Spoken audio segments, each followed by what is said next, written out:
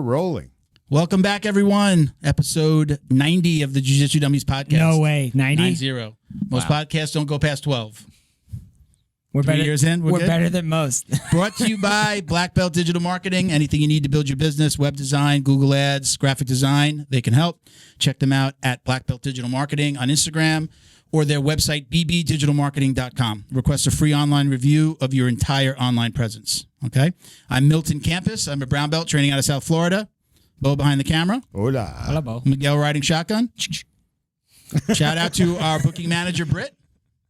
Yo, Britt. All right. Hey, Don't forget to like, comment, share, subscribe. We'd really appreciate all the support. Joining us today, George Piro. Mm-hmm. Welcome. Thank you very much. Thank Purple you for belt. being here. Any stripes on the purple belt? Yep.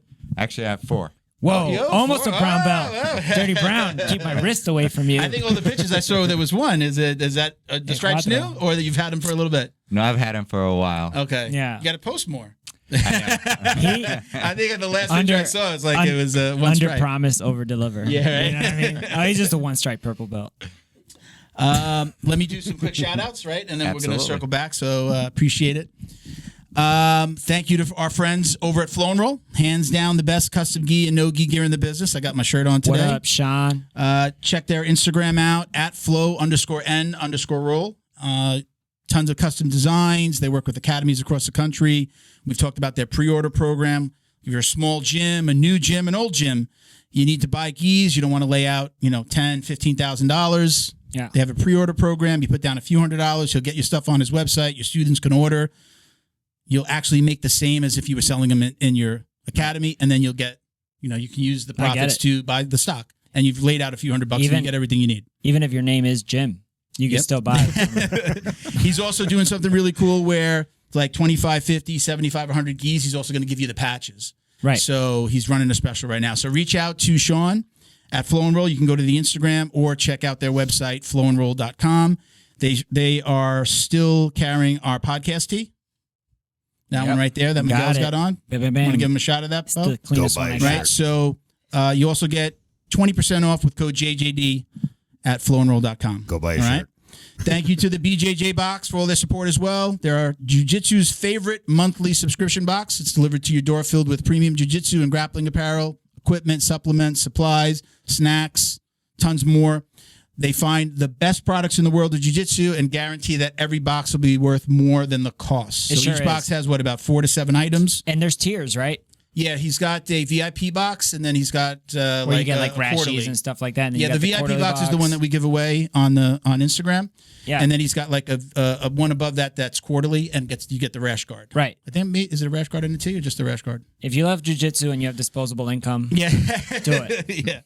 Yeah. Use code JJD10 for $10 off your very first box. And we've got actually a box coming. I didn't check the mail today, so we might have had one there. You're the waiting for worst. us. right there. Hey, can I tell you something real quick? What am I the so worst like, at? No. So like my wife was on vacation for 3 weeks. This happens every summer. And then I join up at the end of it. And Yeah. then I fly up and then we all fly back together. I checked the mail 0 times in a month because I never do it. She told me today, she was like, dude, that thing was packed. If I don't check it, nobody checks it. Because in the like you have to go to the mailbox. I'm the rest. No house has a mailbox in front of it. I'm the rest of your family. Yeah, no. I got 2 mailboxes. I got 2 mailboxes, one for this apartment, one for the other apartment. So Nobody likes to show off. nothing ever shows up. Nothing ever shows up here. So no one now cares. we have Bo, going to ask you to do the same thing we did last episode. We're going to drop in the commercial after I do the shout out for Neutral Zone Clean, right? We're Gotcha. just launching their website. Limpio. It was a couple of days late. Sorry, guys. But we're launching That was my their fault. it's Neutral Zone. No. The website itself. That's not your fault. Blame me. Oh, That's Black Belt Digital Marketing. blame me anyway. You're just blame going me to take anyway. the L. for everybody. NeutralZoneClean.com is going to be launched by the time this airs. All right. You can use coupon JJD for 15% off, right? And Instagram is Neutral Zone Clean. This one is right because their CBD is My Neutral Zone. So let's not get confused. It's Neutral Zone Clean No CBD. on this one. No CBD in their cleaning products. Just clean. Pull some of those Right. closer because you can't really Over see here? them on the camera. Yeah. Yeah. There you go. So I we're put going to them- show I you put the them on my commercial gym. right here. Bo's going to drop it in for you guys. Check it out.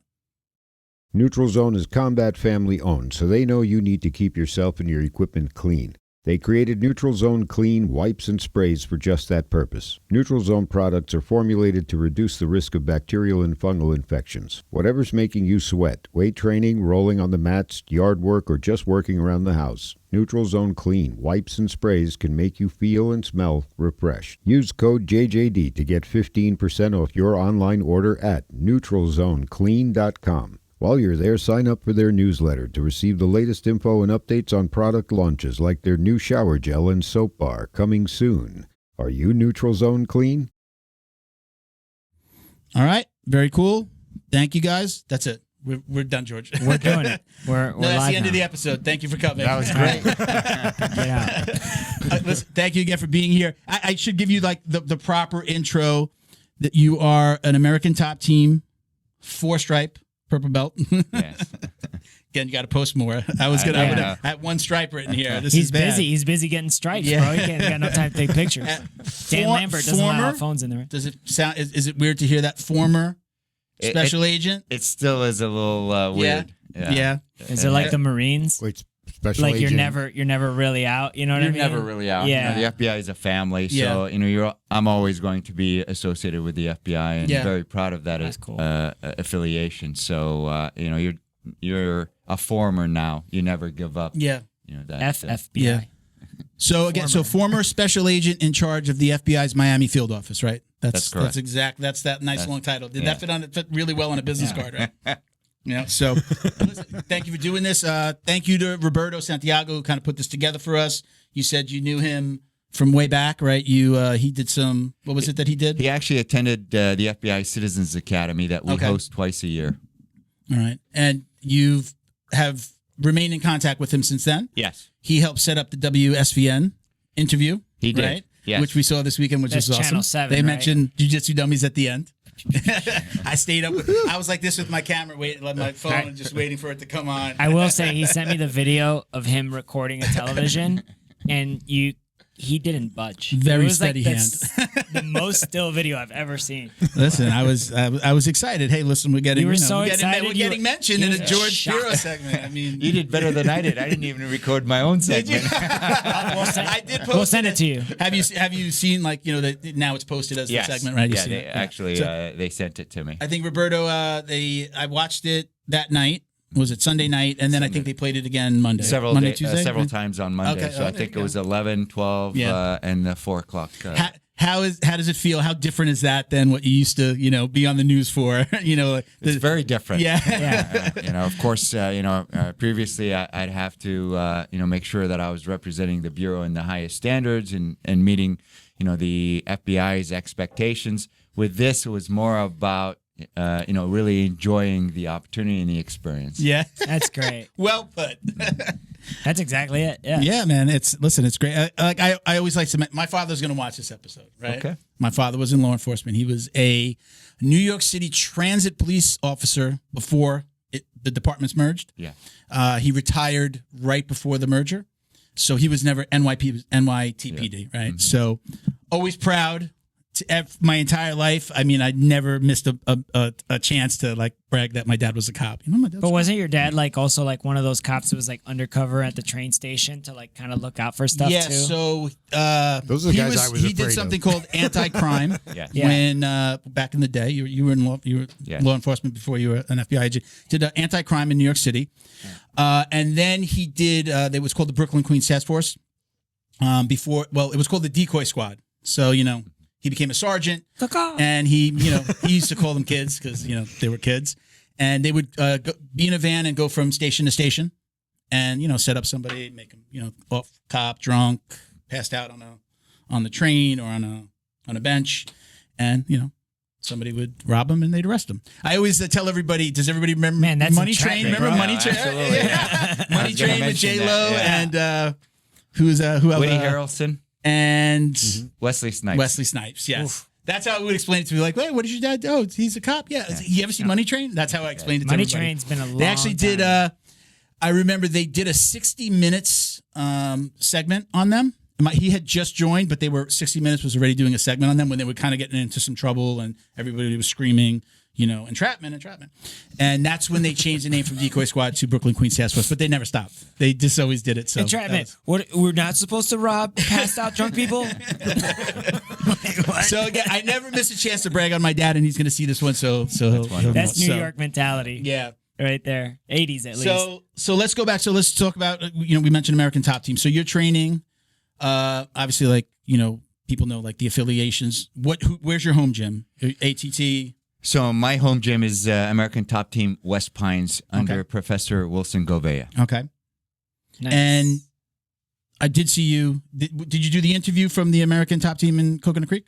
I did. Okay. But they interviewed my Professor Wilson Govea, and he was on the on that. That's a show. room full of sharks over there. Is it a little even different training from just your home gym, or? Yeah, so I'm fortunate that I'm actually able to train in the mornings at Coconut Creek, which is headquarters.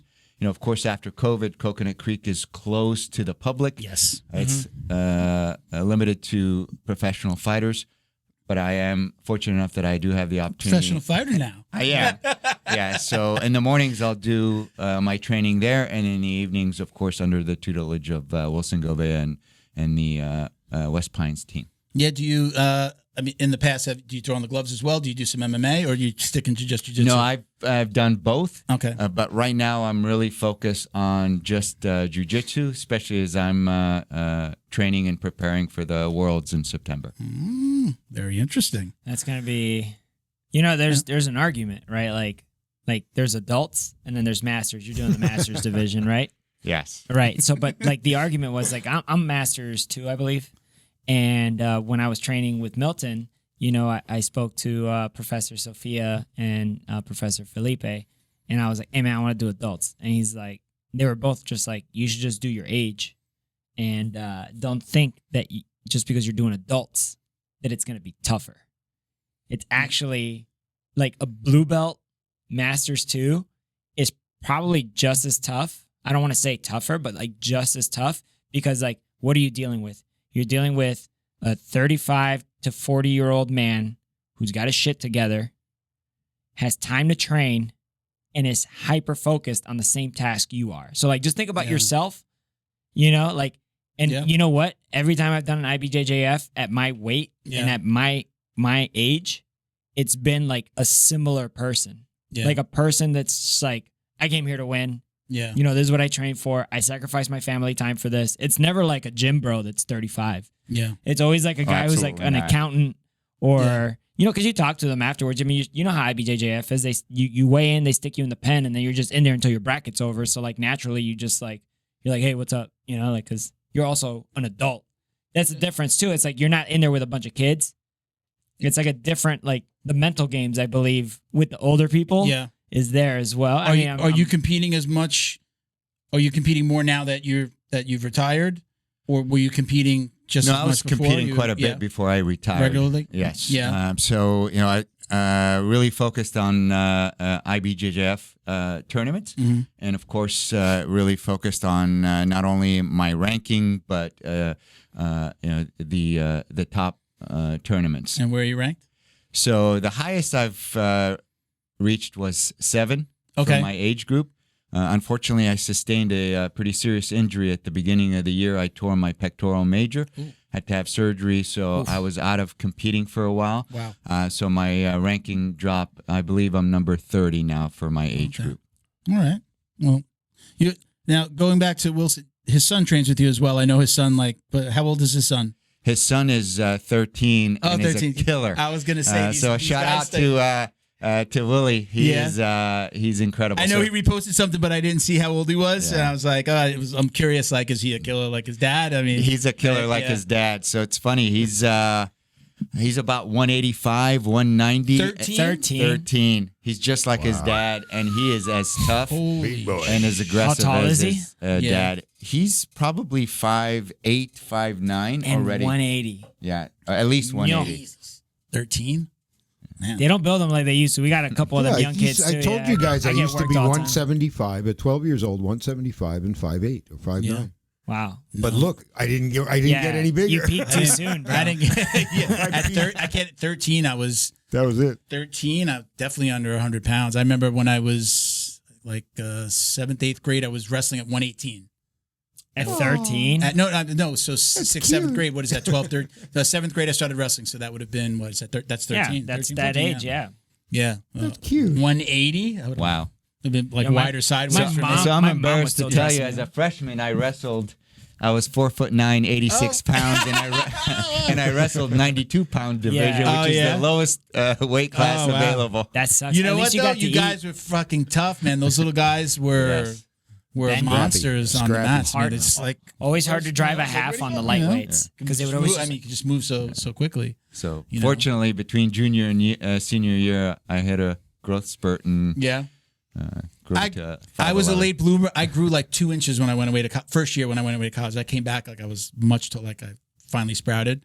But yeah, I mean, I wrestled for a couple of years. Do you still like your recall of your wrestling? How long did you wrestle? So I wrestled a couple of years, Okay. freshman and sophomore year. Even like I go back to like I do things that like I'll put somebody in a cradle and kind of like sweep them, take down defense. Like for me, it just comes so natural. Even I'm 49, it comes natural to me to just like it's just there.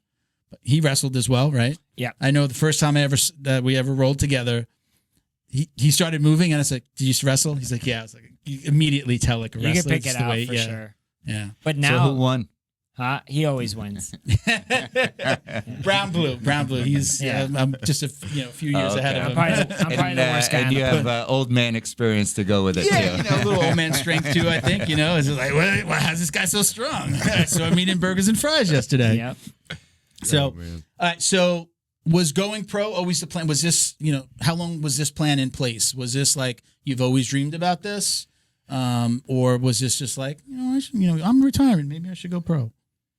I'm saying Somewhere- going pro, yeah. but is that the right term? Are we using the right term, or is it like, Yes. yeah, I want to compete? Okay, go Absolutely. pro. Okay. So somewhere kind of in the middle.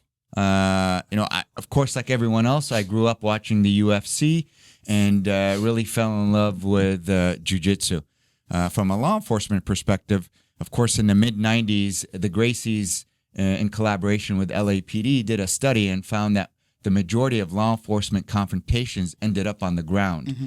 And having a jiu-jitsu-based law enforcement training or tactics really can help protect law enforcement officers and reduce injuries to the public. So I began to kind of focus on developing my ground fighting skills, and I really didn't get serious until I met my professor, Wilson Govea. Mm-hmm. He invited me to his gym, and as I started to train under him, he kind of urged me to look at competing and really as another approach to really taking my jiu-jitsu to another level. There's nothing. And when like- was that? How many years ago? So When did I you start? started When was the training. first time you stepped on that jiu-jitsu mat?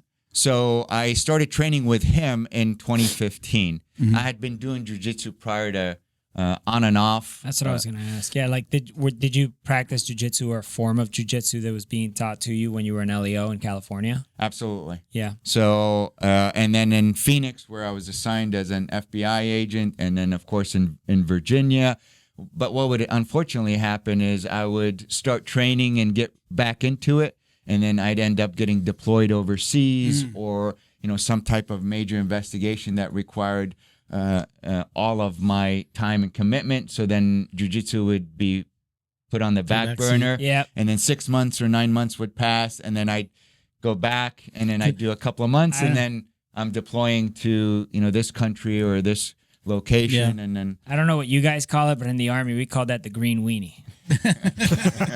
They always come and get you, man. Yeah. Yep. You said 2014. I actually posted, like memories come up on Facebook. Yeah. So I saw a video, I guess I had reposted like a throwback, but I think it was my first competition as a white belt 6 months in was 2015, January 2015. So I started in June You guys started at the same time. 2014. So yeah, so we started right around the same time. It's right before my 41st Slacker. birthday. Slacker. I started. You should- Slacker. He's a Free brown weight. belt. Yeah. I've been putting in some time, man. Yeah. But so I actually never like to start with like, hey, when did you start jiu-jitsu? Like, I hate starting from the beginning. I like to jump around a little bit. But so we're talking about that start in jiu-jitsu. Let's go back to that plan. Once you started, was this like something like, oh yeah, when I Like, did you immediately fall in love like a lot of us? Like, oh shit, this is something that I know that I'm going to do for the rest of my life. Because I felt like that before I stepped on the mat, because I was a huge UFC fan. Mm-hmm. I always just like hit the bag. I thought I was a little badass, and then I started training jiu-jitsu. I was like, oh, this is where I belong. This is what I absolutely knew from the very beginning. I'm like, I will be a black belt one day. Was it the same feeling for you? Oh, absolutely. Yeah. As soon as I started to train, especially under Professor Govea, I fell in love with it. It's, as you know, jiu-jitsu is very addictive. So I knew I was going to be doing it for the rest of my life, and of course pursue, that jiu-jitsu lifestyle and path. As I started to compete and started to look at it more as a profession, my perspective changed. And of course, with a little bit of success, some sponsorships, that's when that light bulb went off and said, hey, this could be initially for me, it was a second career, because I of course had my first career or primary career. But as I got closer to retiring, then I thought, hey, how awesome would it be to become a professional athlete at, in your 50s and pursue your dream? And, for me, getting to train next to, Thiago Pitbull Alves, who I grew up admiring and loving as one of my favorite fighters. For sure. Yeah, that's awesome. I train and like this morning I was teasing and, picking on Andre Arlovsky. Does anybody really pick on Andre though? Dude, can I tell you a funny story? So at his gym, or my old gym, they threw no, it was Alesky. What's his name? Olenek. Because he's also a top team. Olenek. Yeah. Right. Alexei Olenek. Yeah. Alexei Olenek. Yeah. So he did a seminar at Felipe and Sofia. At my gym, at my home, because he trains at, just tell him, he trains it at Renzo Gracie Weston. Yeah. Because he moved, and I'm up at the old Fight Sports up there. But it was just like, that's a real deal guy, right? Yeah. So they threw a seminar, and Felipe and Sofia kind of put me to the side. They're like, hey, man, do you mind coming so you could kind of be the dummy? Because they know, like, but anyways, like, he ends up calling, like, rando people to just, like, do a move. And, like, while he's showing the move, these people are tapping out, like, in pain. He's like, this is not submission. Like, so it's like, I could only imagine what it's like training, like, with these high-level people. So imagine having that guy next to you while you're doing your strength and conditioning, and, now I see him and he says hi to me, or the other day I got to roll with Renato Maicano. I love that guy, dude. Oh, absolutely. He's a monster. He destroyed me. Yeah. He's only got one speed, and it's Maicano or Renato Maicano. Yeah, dude, he's so cool. He is. Yeah. He really. Those guys are all great. So I'm living my dream now at this point where I get to go to the gym and I see these guys and we're working out together. And the other day I was doing the no-gi grappling class with Mike Brown. One of the foremost coaches in the world. And let's go. How could you not? He had did he have a ECW title? At one point, he knocked out Uriah Faber. That was towards the end of ECW, right? It was right before right they before brought everybody over. UFC. That's amazing. That's awesome, right? It is like a little like a kid in a candy store, right? It is. I pointed at this before because I don't know that I'll ever compete or try to do what you're doing. I've always been in like I own a marketing company. I started this. Luckily, my wife, when I told her the idea, she's like, "Oh yeah, come record it at my office." Like, if she would have been like, "Oh really? Another bit? You're gonna really start something else?" I wouldn't have done it. But she was behind it, and so when you were saying, what you were saying before, and I pointed to this. This is like how I get to do more jiu-jitsu. If I'm not doing it, You I'm tell talking the about stories. it. You tell the stories. It's still just as fun. I love. But you know what? You tell the stories. You're doing something that is hard to do when you're on the mats, and that's be an inspiration outside the mats. I would love to. I definitely would love to compete again. I think, at least for myself, I just don't like to do something if I can't give it 100%. And it's basically two businesses, family, just bought a house, daughter going away to college. Had a good time. It's hard to, but now she's going to be off. My oldest daughter is now working for my company. I'm trying to say, here, you can run it, so maybe I get a little bit more time. But, kind of this blew out my knee the day before we went into quarantine for COVID at my job. Pulled a muscle. I was like, oh, man, I can't get a good I can't get a good probably a few months without something happening. But this has been what's been consistent for me. So if I can't do jiu-jitsu, I'm just back to 2 days a week. I just started going. It's like 1 day a week. I'm really happy for you, Milton. Baby, the groin injury. Now, okay, 2 days a week, a little bit better. And now I think I can go back a little bit more full time, even though there's a little bit of pain. But again, this is the way that I'm giving back. But man, you're living the dream that I like. Oh man, I wish I could do this. This is. But you got to also remember, I spent, not including my military time, 34 years in law enforcement. So yeah, I've experienced what you're talking about, balancing, my FBI career with my fighting career or jiu-jitsu career. Now I've gotten myself to the point where I can really devote most of my time to jiu-jitsu and just see how far I can take it and how good I can get and enjoy every moment of it. Do you find yourself more chill now on the mats because it doesn't feel like I only get to train on Tuesdays and Thursdays? Like, do you find yourself now that like you get to explore things like, different hey, way you train like, hey, way? Today I get like I'm just only gonna focus on this and I don't really care what's going on, like that kind of stuff? Yes and no. Yes and no in a sense that, of course, I'm a little more relaxed and focused on that. But I was telling some of my teammates at West Pines, in the morning when I rolled with Marlon Moraes and Renato Moicano, they crushed me for about an hour and 15 minutes. Of course, they were, really trying to help develop my game and things like that. And then when I went back that night for another 2-hour training session, right, it's not relaxing, right? When you're in the middle of fight camp. I don't mean like that. I mean more in terms of mentality. Because like before, he's like, oh, I got to get it in. Where now you're like, oh, now I can't wait. Exactly. Yeah. And it's like you don't feel rushed. It's like, oh, like before, I'm sure you had a job to manage and you had a very important job. It's Absolutely.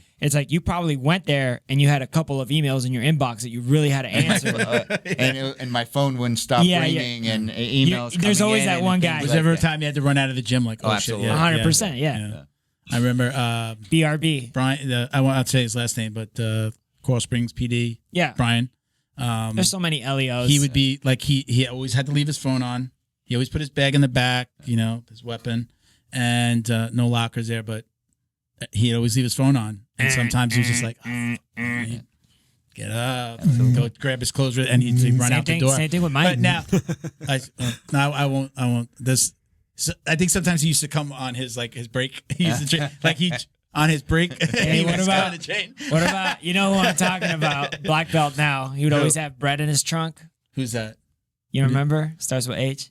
Okay, so anyways, like his wife hated him training, so he'd always keep bread in his trunk. Howard? Yeah. Oh, Howard? Oh, you didn't read Howard. Howard's not listening. Howard's wife isn't listening. Yeah, so anyways, he would like keep bread or something in his trunk because he'd tell his wife he's going to the grocery store because they didn't have this or that.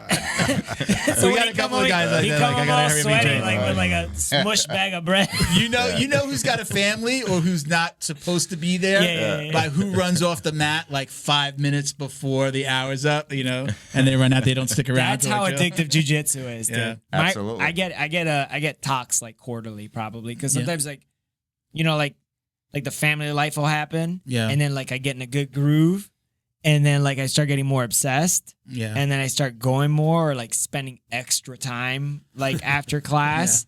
I had that conversation with my wife the other day because I joke with her that she hates jiu-jitsu. Like if I want to I know you hate jiu-jitsu. Like I'm talking to her about jiu-jitsu and I'm like, I know you hate jiu-jitsu. Like I don't hate jiu-jitsu. I used to hate jiu-jitsu when you went 6 days a week, 2 hours a day, sometimes 3. And on Saturday, you would do an open mat, and I wouldn't see you for 4 or 5 hours. You mean the dream? It's like, that's when I didn't like it. Yeah, right, the dream. Right? The dream? Oh, you mean my dream? What I want to do for the rest of my life, honey? But in the beginning, that's what it was. I was a white belt. It was a family friend of hers that opened the school, and I was his first student, so it was like me and a black belt. So I got my blue belt in like 6-7 months. But it was just me and the black belt for a big part of that. And, then we started, people started coming in and joining. And so, but it was 2 hours a day, 6 days a week, 2 hours a day, 5 days a week. And then we went to an open mat with another gym that was like, they came to us one Saturday, we went to them. So it was, she was like, all right, a little much. Come on, this is a little bit too much. But, age, work, all those things caught up. But that was before we were married. We was dating and living together. So it was a little bit easier then. And once we got married, it just got a little bit older. You calm down a little bit. Injuries, I need an extra day to recover. Right? How's your recovery? Like, what do you do for recovery? So, I do a variety of different things from stretching, massage gun. Yeah, that's my best friend. Morning and night. Absolutely. And then, of course, proper nutrition, rest. All of those that things. I don't do. The proper nutrition. Not so much. No. Thank you to Feito IT and AV, specializing in commercial and residential automation, security cameras, CCTV, POS, and more. Check them out at feitoitav.com or call 305-428-2515 and let them know the dummy sent you. Neutral Zone is combat family owned, so they know you need to keep yourself and your equipment clean. They created Neutral Zone Clean wipes and sprays for just that purpose. Neutral Zone products are formulated to reduce the risk of bacterial and fungal infections. Whatever's making you sweat, weight training, rolling on the mats, yard work, or just working around the house, Neutral Zone Clean wipes and sprays can make you feel and smell refreshed. Use code JJD to get 15% off your online order at neutralzoneclean.com. While you're there, sign up for their newsletter to receive the latest info and updates on product launches like their new shower gel and soap bar coming soon. Are you Neutral Zone Clean? Jiu-Jitsu's favorite monthly subscription box has now joined the Jiu Jitsu Dummies Podcast. The BJJ box is delivered to your door filled with premium jiu-jitsu and grappling apparel, equipment, supplements, supplies, snacks, and more. The crew at the BJJ box find the best in the world of jiu-jitsu and guarantee every box to be worth more than the cost. Each box includes 4 to 7 items you're going to love. Visit thebjjbox.com and use code JJD10 to get $10 off your very first box. And give them a follow on Instagram at thebjjbox. Special thank you to the crew over at Flow and Roll for all their support. Flow and Roll is renowned for their incredible no-gi rash guards, shorts, and leggings. Flow and Roll has quickly become the premier custom apparel provider for academies big and small throughout the United States. Reach out today to discuss your custom order and ask about their incredible pre-order program. You can send an email to flowandroll@gmail.com or visit their Instagram at flow_n_roll and shoot them a direct message. And yes, they can create an awesome custom gi for your academy as well. Visit flowandroll.com to check out their awesome designs, and while you're there, pick up a Jiu Jitsu Dummies signature tee exclusively at flowandroll.com. And remember, you'll get 20% off your purchase of t-shirts, rash guards, or gis with code JJD. Thankfully, I've had, I've been on a proper nutrition plan for years. Yeah. Not only for jiu-jitsu, but for my other career. Yeah. Right? We have a physical fitness standard that I wanted to maintain. And of course, as the head of the office, I wanted to lead by example. So I was very consistent about not only eating healthy, but training and being the first to take our fit test to just demonstrate the importance of physical fitness for the overall health and well-being of the employees. Let's talk about that a little bit, because I've always talked to my dad about this, because again, I remember growing up, maybe asked him a few months ago about this, because I was like, I say this on the show a lot. Is this right? And I said, right, you didn't have any fitness requirements after you got on the job. He said the only requirement we had was they'd have to do like a test, a shooting test, right? Whatever you would call that. Marksmanship. Marksmanship. Yeah. Okay. So he would have to do that once a year. I think once a year, maybe once a year. But there was no fitness requirement. I know Rogan, there's a clip of Rogan talking about this recently. He's like, if you're going to be a fat cop, like he's really laying into guys that are like, I posted that. Shame on, right. He's like basically saying like, shame on you for not being in a job where you're supposed to be protecting other people, and then you look like that, like you're fat and you're overweight and you're not going to be able to run. And I have to agree. And right, did you see that? I did. I say, eat all you want, get super fat, make it real easy for me to jog away when I feel like doing something bad. So you've always, those have always been FBI fitness requirements. Yes. In your job as a law enforcement, can you talk about where you started your law enforcement career? Yeah, absolutely. So I began my law enforcement career in Northern California. So I was hired as a police officer in a city called Ceres, California, which is right in the Central Valley. At my department, we didn't have a physical fitness standard after you got out of the police academy. But for me, within my first year, I tried out and made the SWAT team. Now, the SWAT team had a physical fitness requirement, and we would take that physical fitness requirement every quarter. Okay. So that that included pull-ups, push-ups, sit-ups, Like a 1 mile run or something like mile and a that. half run, those Obstacle kinds of course. things. Exactly. So to be on SWAT, you had to be very, very physically fit because it's a very physically demanding and challenging assignment. And that was right after the LA riots, so I'm sure you It guys. was actually before. It was right before? For me, it was before Okay. the LA riots. So I always had that as part of my profession or my focus within my career. Now, within the FBI, very, very different. The standards are very, very different. You have to pass the physical fitness test to get to the FBI Academy after you go through the stringent hiring process. Within the academy, you have to pass the test 3 times. And once you become an agent, you have to pass that same test every year throughout your career. Do you have to do it in a suit? No, definitely you don't have to do it in a suit. They need to change that shit. You got to do it in a suit. And then, unlike most departments, we actually qualify with our weapon every quarter. We have defensive tactics training every quarter. So we really try to maintain that level of proficiency, both not only with our weapons, but with defensive tactics or combatives, so that our agents are as prepared as they possibly can be to deal with whatever the situation that they're faced with. Yeah. Not being funny this time, do you do the training in a suit? Like when you do like the weapons training or like Well, you're not necessarily. No, always that's a great suit. question. Yes, believe it or Oh. not. Well, it doesn't have to be a suit, but you have to wear a jacket. Yeah. Because most FBI agents were wearing jackets, so you've got to be able to draw your weapon, fire, Right, yeah, all of lift those and- things with the jacket on. So our qualifications require you to wear a jacket. That's awesome. What do you think Champagne about the glass. Gracie's push? This, I mean, I know they're not the only ones, but they're probably the most high profile. That 40-year push. Of pushing, of pushing, jiu-jitsu out to the local law enforcement agencies. What are your thoughts on I think it's incredible, and I think it's a must. Right. Again, going back to the discussion that we had earlier, most law enforcement confrontations are going to end up on the ground. Right. So, what is the one martial art that allows the person to be able to control and secure somebody with minimal force and the least possibility of injury? Taekwondo. No. Yeah. That's how you get them down, bro. All kicks. I mean, No, it's so jiu-jitsu weird. is It's so definitely weird the that it best. seems so obvious to us, and I mean, I think it's becoming more obvious. It seems so obvious. I don't know why is there. It feels like there's been pushback. We've talked to other guests. It's like, yeah, there's a little bit of a pushback. It's like do we have to pay for the training now? How does the responsibility of the department if you hurt somebody through a jiu-jitsu move or you really do hurt somebody with choke? I mean, I've been training for 8 years. I've breaking never the law. seen somebody get hurt from a choke or, it's been. So from the department's perspective, it isn't the potential of injuring a suspect that law enforcement officers are trying to subdue, because you're more likely to injure them if you're not trained. Yeah. As we've seen repeatedly.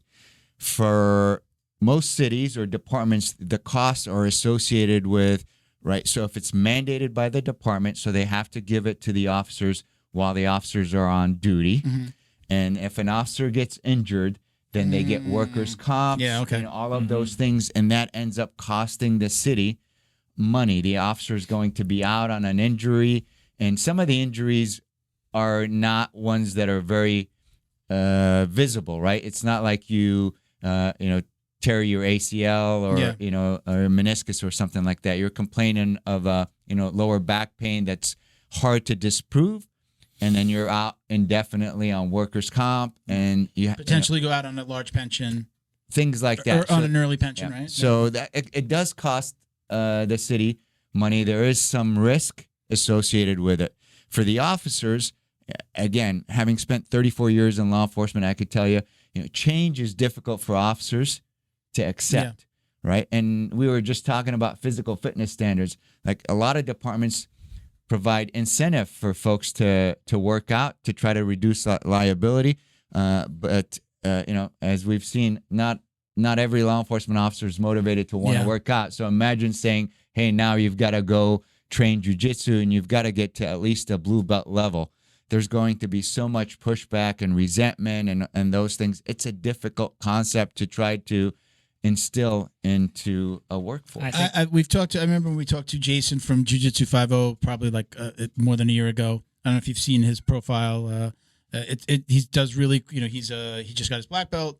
He's in law enforcement. I believe it's Minnesota, and he's putting out videos on like his jiu-jitsu is very much focused around weapons retention, cuffing a suspect, subduing a suspect, and working with a partner. Like so, working with a partner, and what are you doing together? Using your jiu-jitsu together to then subdue a suspect. I know that he has said, again, part of the pushback was kind of money. Again, for his department, at least, I think it was like more money related, and some of the things that you just said. I think that the only way that that's going to change is people have to age out, right? Like right, the older guys that are maybe going to fight it a little bit. Our generation and younger, right? We're like you said, you kept on saying you've grown up watching these fighters. Like we've grown up watching jiu-jitsu and MMA, and we've seen this stuff. So it's not so crazy. It's not a foreign concept. 20-year-old that's going to go into the academy, or a 20-something-year-old that's going to go into an academy to be like, oh yeah, of course I should know jiu-jitsu. Like I think that we just kind of like those older guys that are maybe pushing back on it, kind of that they don't want to do it. They've got to age out of the system. They've got to retire and go. Is that? Absolutely. You think that's it's one of those that's going to require a generational change. Okay, yeah. So we need to introduce it at the police academies and then maintain that kind of commitment and focus on it. Because for the cities, it looks like it's going to be not very cost effective until something happens, and then you get a lawsuit. Like we've seen. It's a reactive thing instead of a proactive. And then now you're paying millions and things like that. So in reality, at least there's these discussions, which is really, really good for law enforcement. Mm-hmm. And there's starting to be a little more appreciation and buy-in on it. And I think it is definitely going in the right direction. It is trending in the right direction. In the office here in Miami, when you were the head agent in charge, were you often recruiting guys? Did you try to implement anything that are you allowed to implement? Hey, like come to jiu-jitsu, or let's train jiu-jitsu here. Like lunch break, let's go do some jiu-jitsu. Were you able to do that? Absolutely, and I really can't take credit for that. So besides the mandated quarterly defensive tactics program that we have, that every agent has to go through, at our office we had morning training sessions. So every Tuesday and Thursday there was both Muay Thai for about 45 minutes, and then after that it was 1 hour of jiu-jitsu. Now, when I became the special agent in charge, of course, understanding the importance and the value of it, I invested on equipment, mat, space, and top quality. I heard about this. I actually got invited once. I didn't get to make it. Okay, so we were doing that every Tuesday and Thursday at the office, and both gi, no gi, Muay Thai, boxing, all of that, and it was open to all employees. Was that something that you had to get approved? Were you able to make those decisions on your own? He's the guy who approves. Well, I don't know. I don't know that hierarchy. It was just like, hey, I'm going to buy some punching bags. No, put in a requisition 514, and we're going to. Yeah, you're able that was my decision. Okay, that's good. That's awesome. So now, of course, at American Top Team West Pines, I've implemented that law enforcement program that we had over there, and I'm inviting folks Bring them in from not only the Bureau but other law enforcement agencies to come in. So Tuesdays and Thursdays at 7 a.m. at ATT West Pines, we have jiu-jitsu primarily for law enforcement to help develop that that skill set. Okay. Nice. You were gonna. I was just gonna say, like, something I don't feel like anybody really asks or even thinks about. Everybody's always asking, like, well, why should police officers train and this and that? Is like, is the enemy training? Oh, absolutely. Right. Like, you ever run into like a perp or whatever, and it's like you go to do this, and they're like, not today. I know what I'm doing too. It's like 'cause I've done jujitsu with some people, and like you kind of get a feel for people as well, right? Like when you go train at a gym or you go train at other gyms, you're just like, this guy's like a nice guy, or like this guy's like a family guy, or whatever. This guy's a business owner. You run into a lot of those, like Elio, business owner. But then sometimes you run into like some people that are just like, you're pretty grimy, bro. Like I can just tell. They weed themselves out of this world. I mean, I it's think. Funny. There's so back in the 90s when I was a cop in California, there was a real push about, for law enforcement officers to exercise, eat healthy, and all of that. So the California Peace Officers Standards and Training made these posters of these inmates in San Quentin and Fulton working out, and you've seen those, how jacked they are. He's training, bro. It says they didn't miss their workout. Did you? 100%. And so I still remember those, and that was extremely motivating, because I knew, right, you want to prepare yourself for the worst, most frightening type of confrontation, and then you hope that never happens. You prepare for the worst and hope for the best. That's martial arts. That's the concept. The of prep is in the gym, and the easy part is out there. I have to say too, like if you're going to go in the military, you're going to face conditions where you need to be fit. I see police work the same way. Up here, I don't know how it was not a part of police work. I think it's changing. I mean, just we're talking about it more. The Gracies are talking about it fat more. cop. I mean, I think it's there's going to be this huge when they need push. some food. Yeah, What's right. up? I said, fat cops. What you gonna do? Yeah, no, I mean, what you gonna feed them when they come I think for it's you? extremely irresponsible, right? I think it's if it's one of those situations where if you're not going to think about yourself, you have to think about the guy standing next to you, the woman standing next to you, your partner, the other officers. You're putting them in just as much danger. If they've got to now help you get out of a situation, right? I mean, I'm preaching to the choir here, I know, but if I've got to. Somebody's got to help me now because I'm not fit, and now it just becomes a shit show. I mean, that's on me. That's not on me for not being responsible for my own fitness. I will also I don't want to say play devil's advocate, but just say it's also like the mental game is so tough because it's like being a police officer and LEO. I don't know about you, but every single cop that I met, I found out that they were a cop by accident. Cops don't tell you they're cops. Police officers are they don't say anything, and firefighters are like CrossFitters, bro. They can't wait to tell you that they're. Wait a minute! I think I believe that we have a CrossFitter in the room. Oh, that's the word. Oh, you said you did something. Oh, she said she did something else. No. I think my mind went to CrossFit. No, it's like a firefighter, a CrossFitter, and a pilot walk into a bar, and because they told you. But anyways, what I'm saying is the mental aspect is being a police officer, being an LEO, a person in charge of first of all, you're jaded from everything that you see. Yeah. You're dealing with the worst parts of humanity, and then you're let's say you're a patriot. You're like an American citizen. You love America. You love Americans, right? And now you're literally going after people who are your people, and you're just oh my god, bro, this guy's my guy. So it's like you also have to have mental training to stay focused. Essentially, walking by that poster every day. Did you miss your workout? They didn't miss their workout. That's also part of the aspect too, I believe. Yeah. And that could be taught at the gym as well. I feel like even training when you don't want to train should be implemented. So I have a question for our studio audience member. What is it that you train? I just train lift. Okay. All right. No martial arts? No martial arts. Oh. Heavy gym lift. Oh, is bodyguard with the security She's detail? already deadly as it is. Yeah. if she tells you what she does, she's gonna have to wrist lock you or something. Kill you. I'm gonna be on some watch list after the podcast. You don't want to watch me. So we're going back. So you started training early in your law enforcement career. You did get in. I'm sorry. What's that point that you got into jiu-jitsu? You were still a law enforcement officer in California. I was. So actually, my martial arts journey started even younger. So I immigrated from the United States when I was 12 from Lebanon. Okay. Actually, when I came here, I couldn't speak a word of English. So my You picked it up really well. Thank you. Shwaya. Pretty good. So my parents wanted to help, my brother and I to not only work on our English, but make friends, assimilate into our new community and society. So they sought out different activities for us, and they knew that my brother and I liked martial arts. We were huge Bruce Lee fans and everything. Oh yeah. You're right. You're right in that age group. Exactly. Yeah. So they signed us up for karate. So I started martial arts at about 13, studying Chinese Kempo, and I did that throughout my teens all the way to getting my black belt. Okay. And then, of course, when I enlisted, my martial arts training had to stop because I was focusing on... You were in the military as well? Yes. Which branch? The Air Force. I enlisted Of on my course. 18th. You're so smart. Air Force. That's Actually, my- We were You know, gonna get people ask me- there too, but I'm glad. People ask me Aim high. why did you join the Air Force? Honestly, because that was the first recruiter that came and talked to me in high school. Yeah.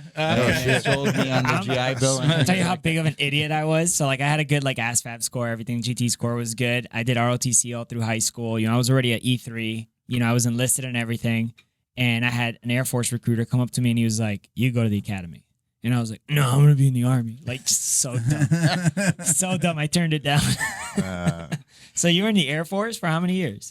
So I enlisted on my 18th birthday, and between active and reserve, I was 13 and a half years. Okay. Wow. When I joined the FBI back in 1999, you couldn't be in the military and in the FBI. So I had to make the decision, and when I joined the FBI made me leave the reserves. Blue to, you would have Blue to stayed black. in. Oh, You would- absolutely. yeah. Now you can. Yeah. The Oh, bureau really? policy Okay. has changed, and you can be in the FBI and be in the military reserves. But back then, I couldn't. And of course, Jason, right? Yes. Jason, Unless you're a Marine, they don't have the too many crayons. Jason, if you're listening, I know Jason's gonna listen to this episode. So Jason, Bro, that dude's a Miguel- crayon eater. Miguel's talking. Crayon eater, bro.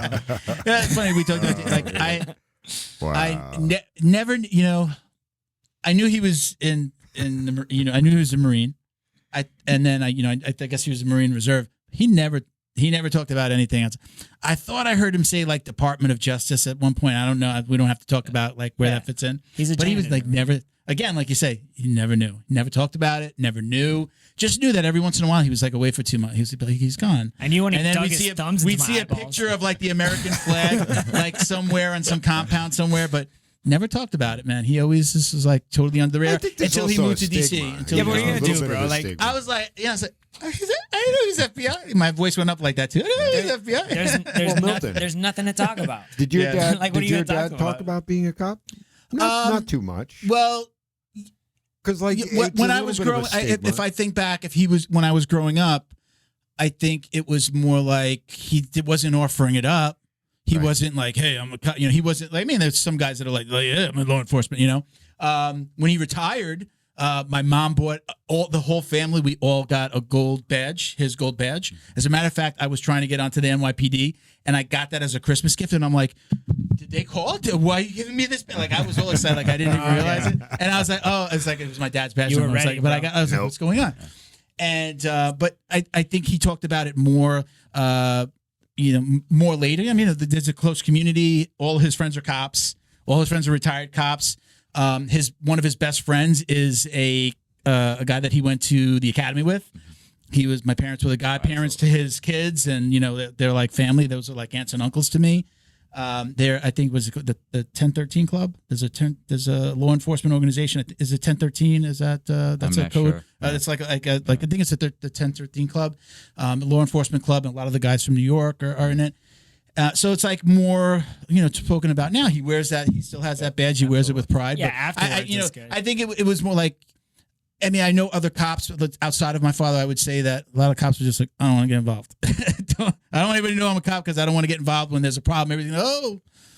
Gee, Yeah, it's like having a they doctor come to you in like, the hey, you got to family. help me out. Or That's the worst, bro. Yeah, I know he had to get my uncle out of jail one time. Or when people find out I was in law enforcement, they would tell me about their last traffic stop and things like that. So Can you take care I of was this the ticket same, for right? me? So when I was, especially as a police officer, and then when I was young in my career, I didn't advertise that I was either a police officer or as an FBI agent, right? Of course, as my role within the FBI changed, and then most recently, I was the face of the FBI in Miami, right? All press conferences, everything that dealt with community outreach, engagement with our partners, and things like that was part of my responsibility. So it was hard to hide the fact that I was. Oh, yeah. Like, with hey, the you FBI. look familiar. I know I've seen you somewhere, right? Aisle 5 at Publix. Somebody's like, Yeah. you look. I know you from somewhere. So. Did you go to the high school here?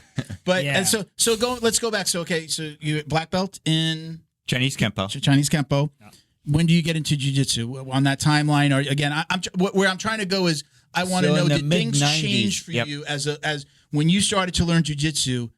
Did the way that you carried yourself as a law enforcement officer change? Early on, probably not. But again, I began to look at jiu-jitsu, of course, not only because of UFC 1 and Hoist Gracie, but it began to get introduced to law enforcement defensive tactics, again, as a result of the LAPD study that had been completed in the mid-'90s. So I was a defensive tactics instructor for my police department, so I began to kind of research and study so that I could implement it to my training, not only for myself, but for the officers that I was responsible to train. And of course, as I joined the FBI, it was part of our defensive tactics. I sought out gyms, and as I mentioned, I would start training, and then I would have to stop because I was overseas here and there. You never trained over there? Like you never just found somebody to scrap with? Oh, of course. Yeah. And then, later on, it would be the first thing I packed was my gi. Yeah. So now, like, whenever I travel, the first thing I pack is my gi, belt, those kinds of things. And whatever room's left in the suitcase goes, the suit and whatever. I don't need two pairs of underwear. What's the preferred traveling gi? So my preferred traveling gi, so I only wear Kings. Got it. I like Kings. That's my favorite. Kings are brand. nice. Yeah. So, I've owned several. Yeah. So I like Kings Ultralight. Those are really nice. Yeah. And they fit really well. Are you a white gi guy? Huh? Are you a white gi guy? No. What are you? absolutely What not. are you? Black. Black gi guy. Got We're it. not allowed to wear. You got in any- my gym. Yeah. It's only white. No, you can wear blue now, and Not then you in wear my gym. Yeah, no, black at competition, and I Black saw at only black at competition. It's still white. If you're wearing blue, it's because you're a visitor or you didn't know any better. I know. I used to show up with a black gi, but I thought it was a joke. I'd be like Saturday, okay, I wore my white gis during the week, and I would show up at my gym in the beginning with the black gi. I'd be like, look at the guy with the black. Ooh, scary ninja. And I didn't get that he was telling me take off the fucking black gi, bro. Yeah. There's a white gi play. It's white gis. So, but when I do travel, I actually take my white gi just because I know there are some gyms that have those Respect. protocols.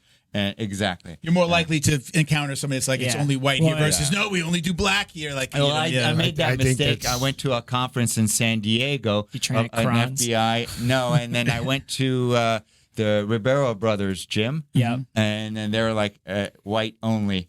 That's so how I had to rent one of their gis. Oh, by the way, we rent these beautiful geese here. It's the same thing with Suspect. Kron Gracie. Blatant Yeah. White gi gi-ism. only. Well, I get it. Like now that I've been doing it, and I understand I didn't understand the business side. My coach. I don't think he'll be upset that I say a little OCD. Yeah. He likes to see everything. Like No, when we're taking a picture, like it's like, okay, move over, go. Like it's a He little gets bit the of a belt. He production. gets the belt in order. It's the marketing for the gym. Yeah. He's a business. He's a I don't- third degree black belt, but he's also a I businessman. don't even think it's that, bro. I just Yeah. think that's his freaking OCD. brain. That dude, It's you- all white. You have and to he meet doesn't this like guy. when somebody. Open mats, not that big of a deal on a Saturday. Yeah. You're a visitor, but during you the week, still it's gotta kind earn of it. like it's you still white. got to earn it. Like Yeah. when you go to his open mat, like it's still like a 30-minute class before the open mat. He's like, you got to earn the open mat. Yeah, it's like You gotta yeah. meet this guy. For us, fortunately, the standing rule is if you're a white belt, it's white gi. Mm-hmm. As soon as you go to blue belt, then you can start looking at different color Yeah, I gis. gotcha. Blackie is just so much cooler. It isn't is. it? Blackie's But so for much us, cooler. on I've yet to wear belt one. ceremonies, it's white gi for Yeah. everyone. So when it's a formal event, or if we Yeah. have a guest or instructor or anything like that, Professor Gouveia Yeah. does, and the other professors, they do, want to make sure that we are representing, the appropriate, jiu-jitsu tradition Yeah. and respect. I do like our gym now. They're doing. There's I don't know. Do you know who Sofia Amarante is? She's a Multiple-time Felipe, world She's champion. been a world champion. She's a little tiny little thing, and Yeah. So she gets a badass. hold of Yes, you. yeah, she's it's ridiculous. We're focusing a little bit more on competition now at the school. I think a lot of the focus was the kids program, and now those kids are becoming adults, and those adult kids, like their parents are training, and some even their parents, right? You get the kid, you get the parent later, right? And they're training for Vegas. They're going out to IBJJF in Vegas. Is that the What event were you training for right So now? I'm training for the Worlds? Worlds, Where but is it? it's in Vegas. that's the- At okay, the so- same time, there's the ADCCs. Novice Con, Okay. and then Yeah. and others. It was like that last year. Yeah. Yeah. So for the white belts, there's a tournament specifically Okay. for them because Worlds is blue and above. higher, and then there's a novice, and then there's a kids one and all of that. Yep. So So they've they're- really turned into a major. They all got their blackies. Yeah. So after you're competing, so we have a more and we have a huge female presence. Sometimes there are more women in our training sessions at night than there are men. For a little bit, we were separating them. Like she kind of created a women's program. We do train together, but we usually split the mats. The women and the girls roll with the girls. The guys roll with the guys. Few girls might cross over. A few of the more high level people they cross over, but it's very split. But I think she's made that push to start training. It's like moms and stuff that are Time to like start getting smashed. that bro. were sitting there for months watching their kids, and now they're going to Vegas to compete. So it's been fun, kind of fun to see that happen. But yeah, that kind of came in, I think, with her prompting, like, okay, let's get some blackies, let's have the competition team, let's do this more. Felipe's awesome. He's done some fight to wins. I think he's like 3-0 at fight to wins. he's undefeated. But he's not a IBJJF. Let me go compete guy. He's always been the supporter and the Yeah. coach for Sophia. Yeah, I think it has a lot to do with back issues. So like training, like you have to train to go fight at an IBJJF is my professor will tell you in the old days, right? You didn't go past blue if you didn't compete. yeah. In Brazil, he would tell me he knew blue belts that had been blue belts for 15 plus years because wow. if Yeah. they did not compete, they were not going to Like be, Helio, he was a blue belt at the end. Yeah. Well, it was like know. white. I think there was only 3 belts back in the day, but blue.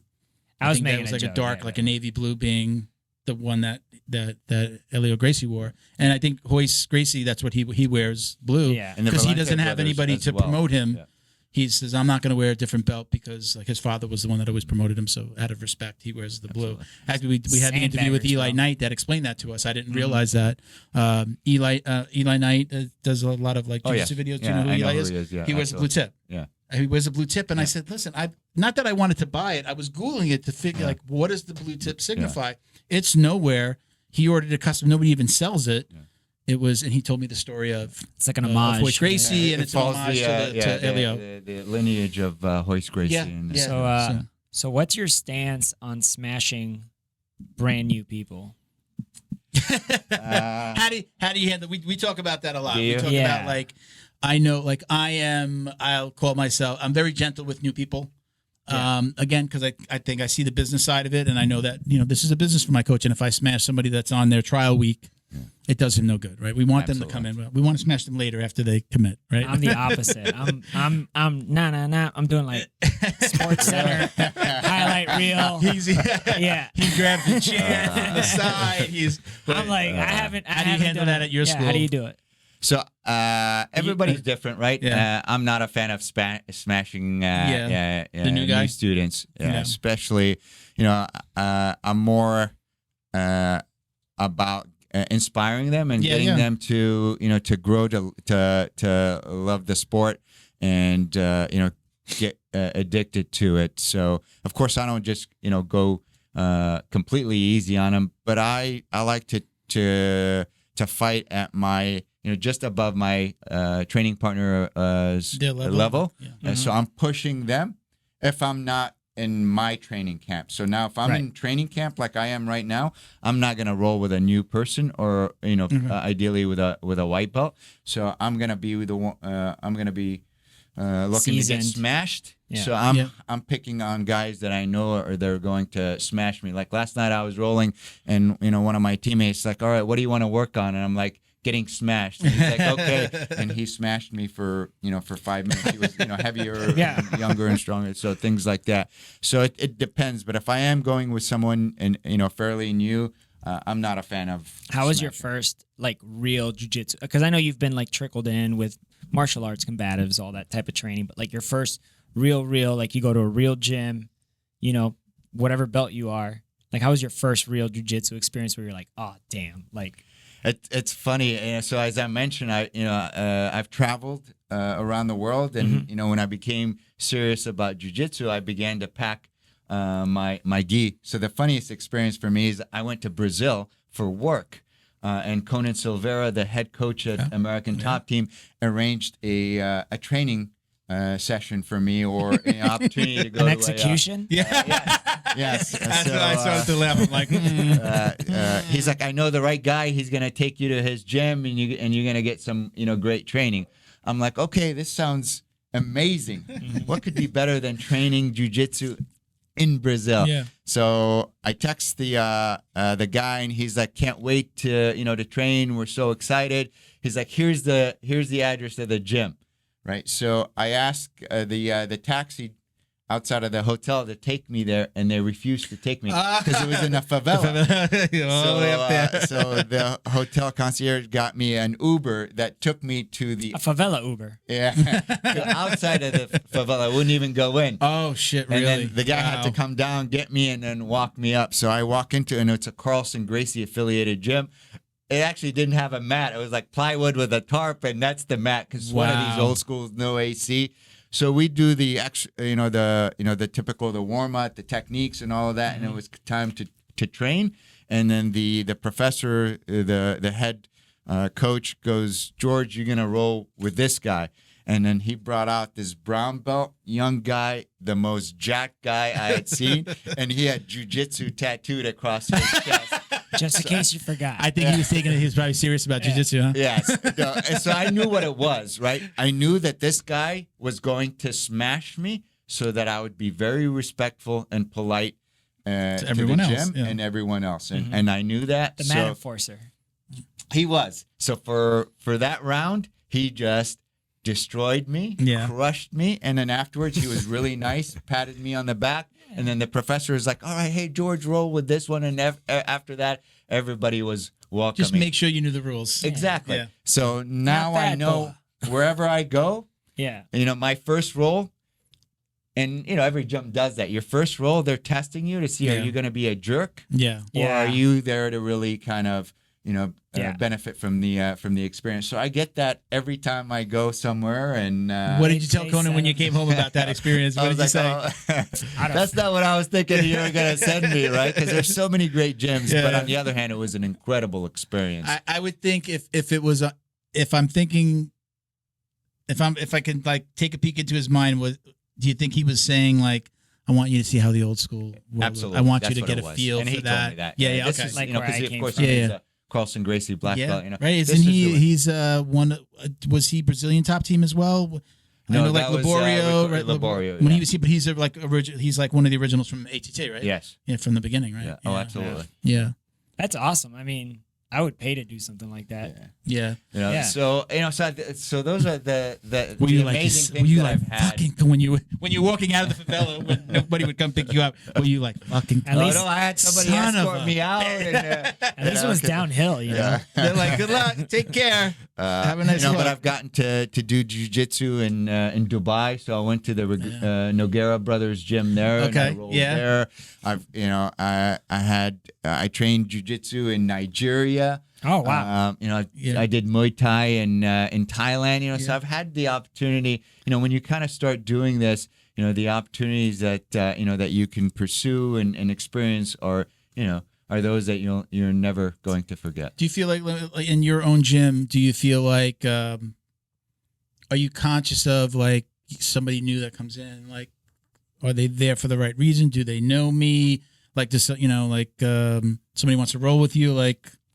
Maybe they want to try to smash me because they know who I am, or my background is. Does it ever? I haven't experienced No. that. Okay. Right. So and then fortunately at ATT West Pines, we have some serious They're killers. like, not yet. FBI, whatever. I'm trying to remember. Whatever. I'm trying to remember if he just moved to Oregon. You remember him and his wife is a black belt. You remember the girl with the curly hair, Vanessa? And then I think he trained there because he told me to come by. Jamie? You talking about Jamie, Jamie? yeah. Oh, did they move? They moved. Well, yeah, Okay. yeah, they're Okay. on the West Coast. Yeah, now, yeah. Yeah. I think he trained there as well. He told me to stop by a couple times. Where he at Mhm. ATT Coconut Creek or No. West Pines. Mm-hmm. He was. It's like is it almost like it's is that the one that's It's really west on, what was that, like Palm or Pines Boulevard, whatever? Yes, exactly. Right. Yeah, so it's like it's you go the past the AMP UFC Fitness off of Grand Palms, right off of Pines, right there. We're on the second floor. So of course, Professor Wilson Govea, but we have some phenomenal coaches, and He told me it was a really good school. oh, it's an incredible. It's a school. good environment, but like you're gonna there's no glass I've been, ceiling. and I'm not just saying this because it's my gym, but I've had the opportunity to train really all over, and I haven't found an environment as good as. I think, but it starts with the coach. yeah. Yeah. I think a lot of gyms, man, are just so. I just love jujitsu because like you could essentially walk into almost any gym and it's just Yeah. like, oh, come in. Like, what did I see the other day? I'm sorry, we interviewed Victoria Anthony. I wasn't She's a here for wrestler, that. and we were talking about the differences in the communities, the wrestling community and the jiu-jitsu community.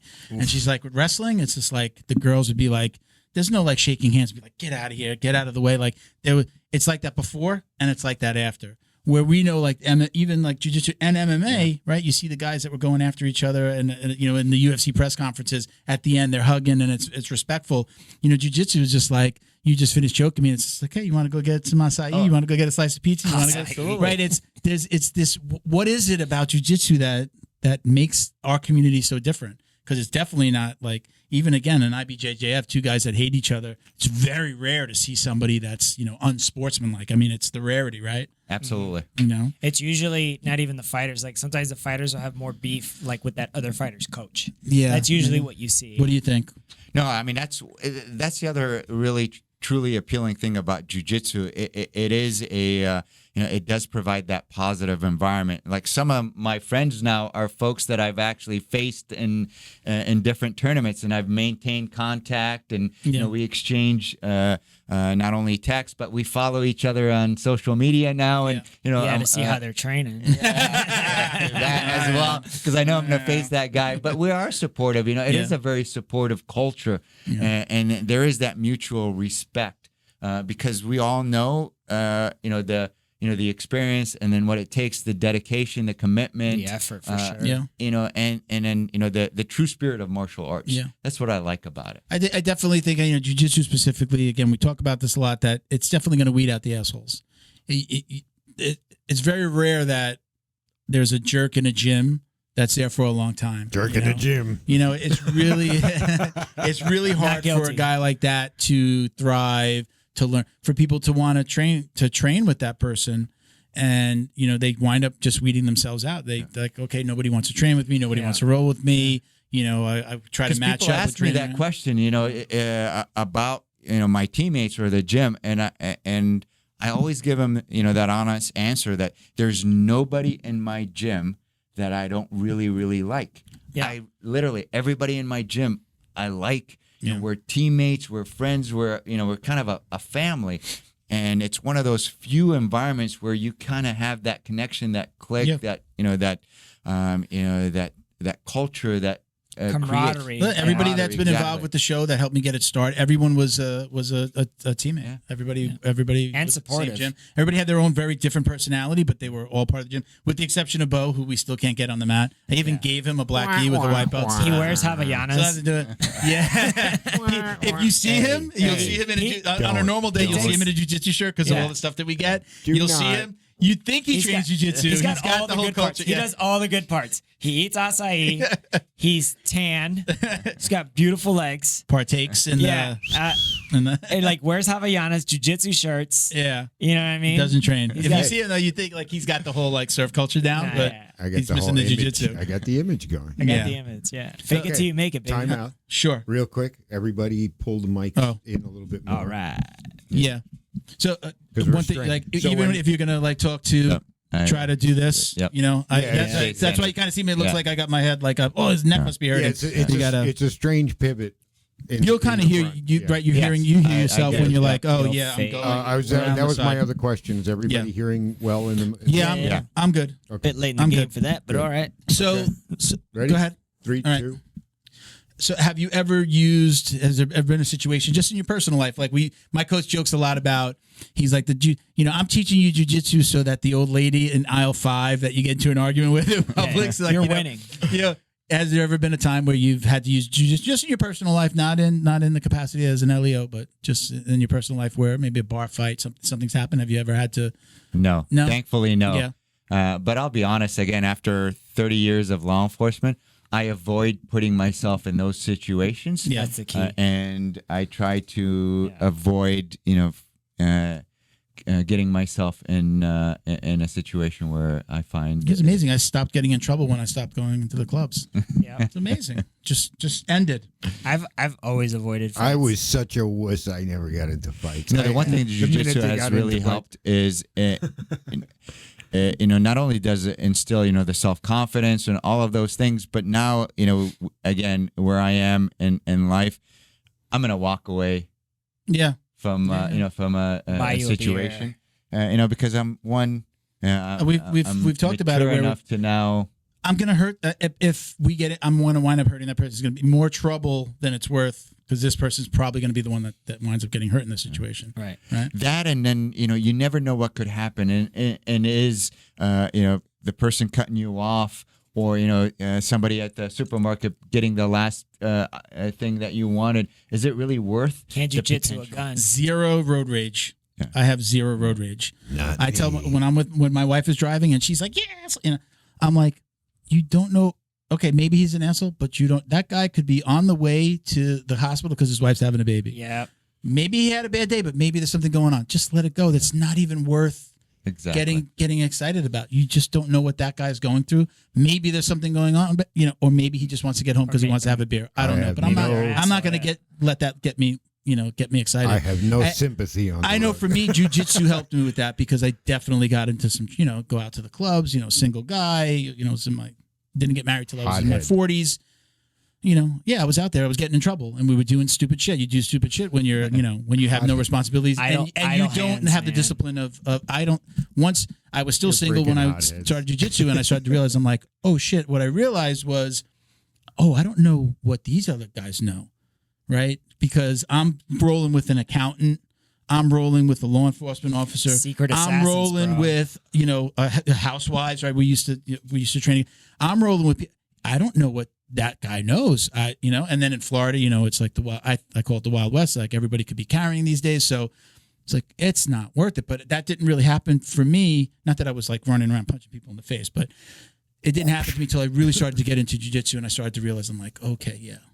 I think it kind of calms you down. I call it the quiet confidence. I think jiu-jitsu and martial arts in general gives you this quiet confidence where you go, I can walk away, no ego. I'm gonna walk away from this, and I'm gonna have some 200-pound guy trying to choke me later today. So this is like peaceful warrior. this is dude. nothing like that's the hard. I'm That's the hard. gonna part. walk away from that fight and then talk to my friends about how I would have won that fight.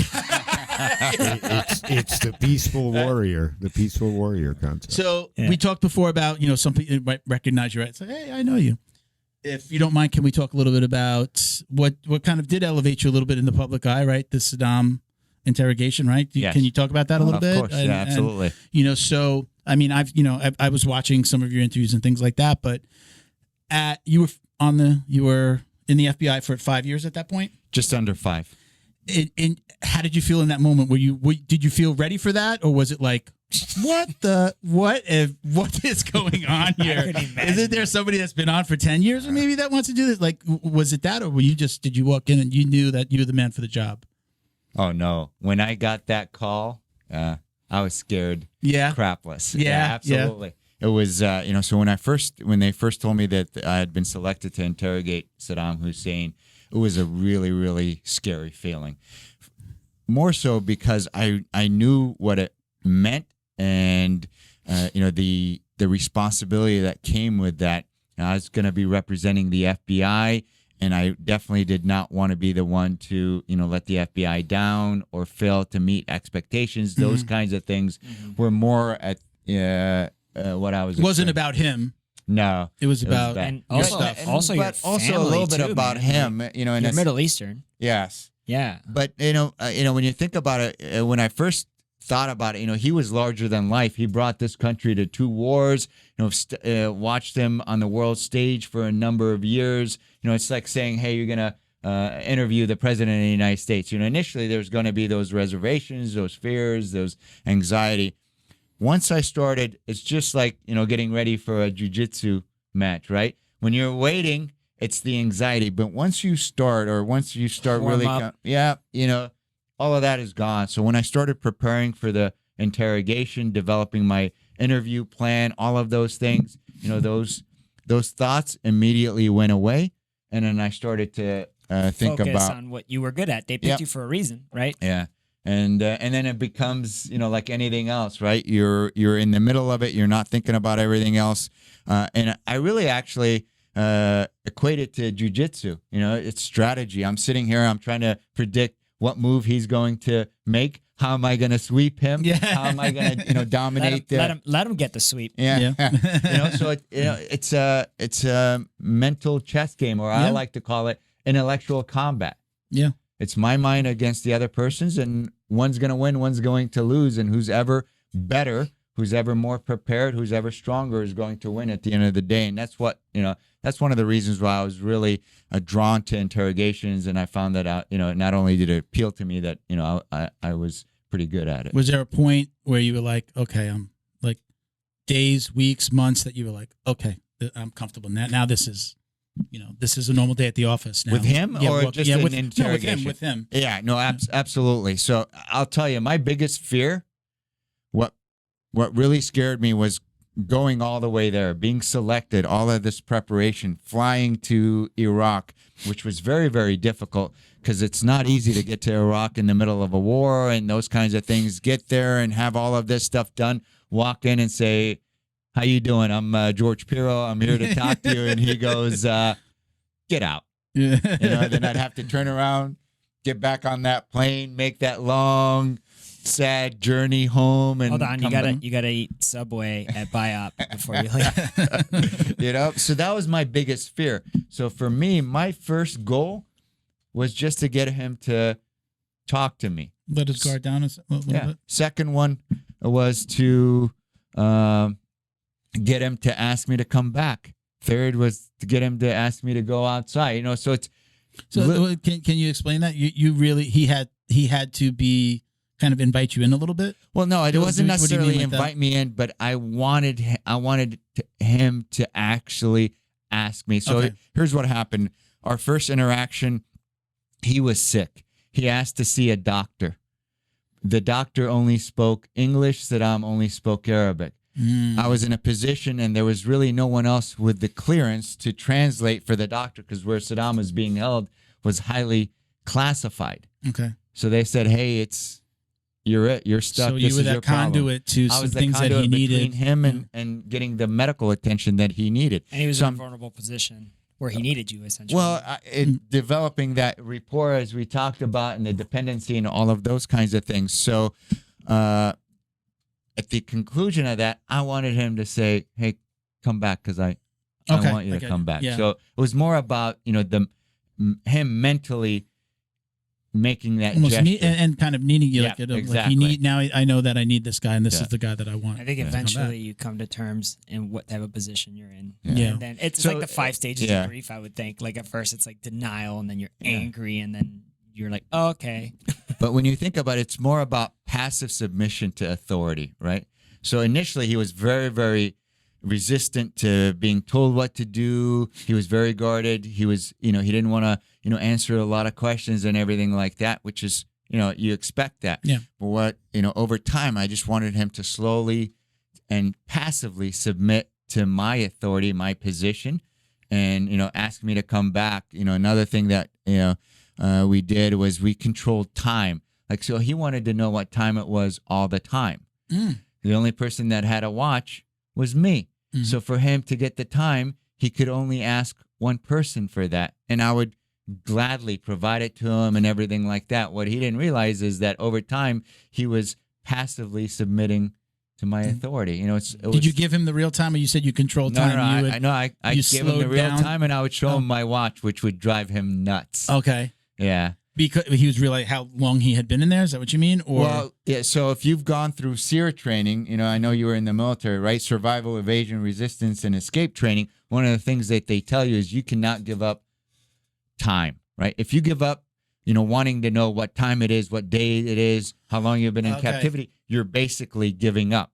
So we couldn't prevent telling him what time it was because he had to pray and things like that. But we Which way wanted, was Mecca? yeah, but Usually we spray wanted painting on to the floor. control how he got that and kind of draw him into asking. Okay. Because initially he was very defiant. He didn't want anything. He didn't ask for anything. Right. So that's when I talk about, that chess game, the okay. intellectual combat. You Wow. know? So getting him to ask what time it is, it seems like a very simple gesture, but it's not because he's asking. Yeah. Wow. So I show him what time it is, and I tell him what time it is, and That would get him. What would get him angry? That he would realize how much time he was there, or that No. he had to ask. He had to ask. That the Yeah. fact that he had to ask. he would say, Okay. That he guy, goes- that guy never asked for anything ever. Yeah. Like he and then ran. he would say, "How is it that the greatest military in the world can't afford watches for their soldiers? Because none of the soldiers that guarded him, none of the MPs, Well, that, you can't the wear medical anything. staff, on purpose. on purpose. Yeah, yeah. Okay. No Right. name tags, no Yeah. patches. So he could only ask one person. Wow. So, and again, what he didn't realize is he was becoming more and more dependent on me. Yeah. Dependent on me for time, dependent on me for translation, for medical attention, dependent on me to help him with his dietary needs, dependent on me to just for social Yeah. interaction. We all have to have human interaction. Yeah. When it's funneled and controlled, it really creates that environment where it helps develop that rapport and that. What was your background at that point? Had you been an interrogator? Oh Or- yes. So you now in the 5 years at the FBI or in other parts of law enforcement, the military, you had been an interrogator. No, so I was when I was a detective, I worked homicide, so I had done a number of interrogations. It's not So- your first and- rodeo. And then I found that it's something that appealed to me, kind of like jiu-jitsu, and then I was pretty good at it. So I devoted a lot of time You to smile. You smile a lot when you say. I mean, it's a different smile than when you talked about jiu-jitsu. Yeah. I feel like I've seen something different when Yeah. you're talking about that. Like That's you my enjoyed first. it. That's my first passion, okay. There my you go. first love. It's like a shitty job, but I can see how that could be. There's nothing better than when you're interviewing somebody and they've been denying that they were responsible for that shooting, for that murder, for that crime, and over time, and then when they actually finally admit to it, Yeah. it's an incredibly. You ever hit him with the, are you a murderer? No. Does your mom know you're a murderer? And they're like, yeah, no, I'm a little smoother than that. I'm listening to you, and I'm saying this in all seriousness now, and I'm listening to you, and I'm thinking of masterclass. Have you seen those masterclass like videos? Like you can register for a masterclass and learn from somebody on like who's done poker, that. and they'll have like Yeah, Phil like- Ivey or like if you, or a speaking. chef, and they'll have Gordon Ramsay. You haven't seen that? Okay, You haven't yes. did that? It's a It's paid like- subscription. I'm one, looking not at the you poker going, one. I'm like, why haven't I seen you in a masterclass? you're a poker player? Legitimately, I'm not bullshit. I'm like, this is like, you should be doing a masterclass. Like, masterclass, reach out to this man. Like, this is Masterclass. Reach out to yeah. this I mean, man. and then people, you're teaching your subject, and people would register for the class, and then see it believe online. It or not, and it's it recorded. has much broader application than just interrogating a suspect, right? It's one of those skills or that art that we're really losing as a society because we've become so dependent on phones and social media. Is this that interaction? We talked about it before. engagement. It's like I love. We started like this. Yes. We started Yeah. with at least five people, the and then it went to dynamics Zoom, and- and it was good. And we got to get different names that we might not have gotten on because they were in other parts. Sometimes they were in Florida and locally, but because of COVID, and then it turned more into the Zoom thing, and that's good. But I like this. This is the best. It's like I like the looking It's- somebody in the there's- face and. It's textile. Yeah. Yeah, it's you could a touch different dynamic. So And it's also there's no lag. Tactile. yeah. Yeah. And then from an interrogator's Tactile. Not perspective, textile. This is I textile. read off of my the person I'm interrogating. I can quickly adjust. I can get a perspective and take it in that I'm direction. gonna be so self-conscious now for the rest of the interview. Like, Not me. don't rub your nose. Don't I touch your love nose. this. I think it's a good If you skill really do for, play for poker, please invite me. it's a good skill to be a job interviewer. Oh, absolutely. So where does that take you? So so we were talking about the time and Saddam Hussein. So can you tell us a little bit more about that time with him? Yeah, so it ended up being 7 months. So to date, it's Wow. still the longest interrogation in FBI history, and it's the first interrogation of a former head of state to be conducted by the FBI. Wow. So I spent about 2 months just building rapport, right? I wanted to get a true understanding of who he was, his thought process, his moods, his perceptions, those kinds of things, because those were going to be really important as we talked about or got to the point where we're going to talk about the key things, which was Iraq's WMD program and Iraq's alleged relationship with Al Qaeda, leading up to the 9/11 attacks. So those were the things that we wanted to know. The thing about those were, if I got them on day one or I got them a year later, their value or how important they were wasn't going to change. It was just getting How that to get information. there, Yeah. Wow. So about 2 months on nothing but building rapport with him. And then only after I felt that I had developed that strong rapport where it would be hard for him, not impossible, but hard for him to say, George, I don't want to talk to you anymore. Hit the road. Right. So once I felt that I had developed that connection and that rapport, then I kind of started to work on, changing his kind of mindset and thought process. As an interrogator, some of the things that I need to develop early on and during that rapport building phase is I got to figure out what you value in life. What means to you the most, right? So just here in a couple of minutes, now, you've repeatedly talked about, your lovely wife and everything like that. So if I wanted to leverage anything, I would be talking about that, and the impact that would have on your life and, the direction that she's taking you in and everything like that. For Saddam, it was his legacy and his place in history.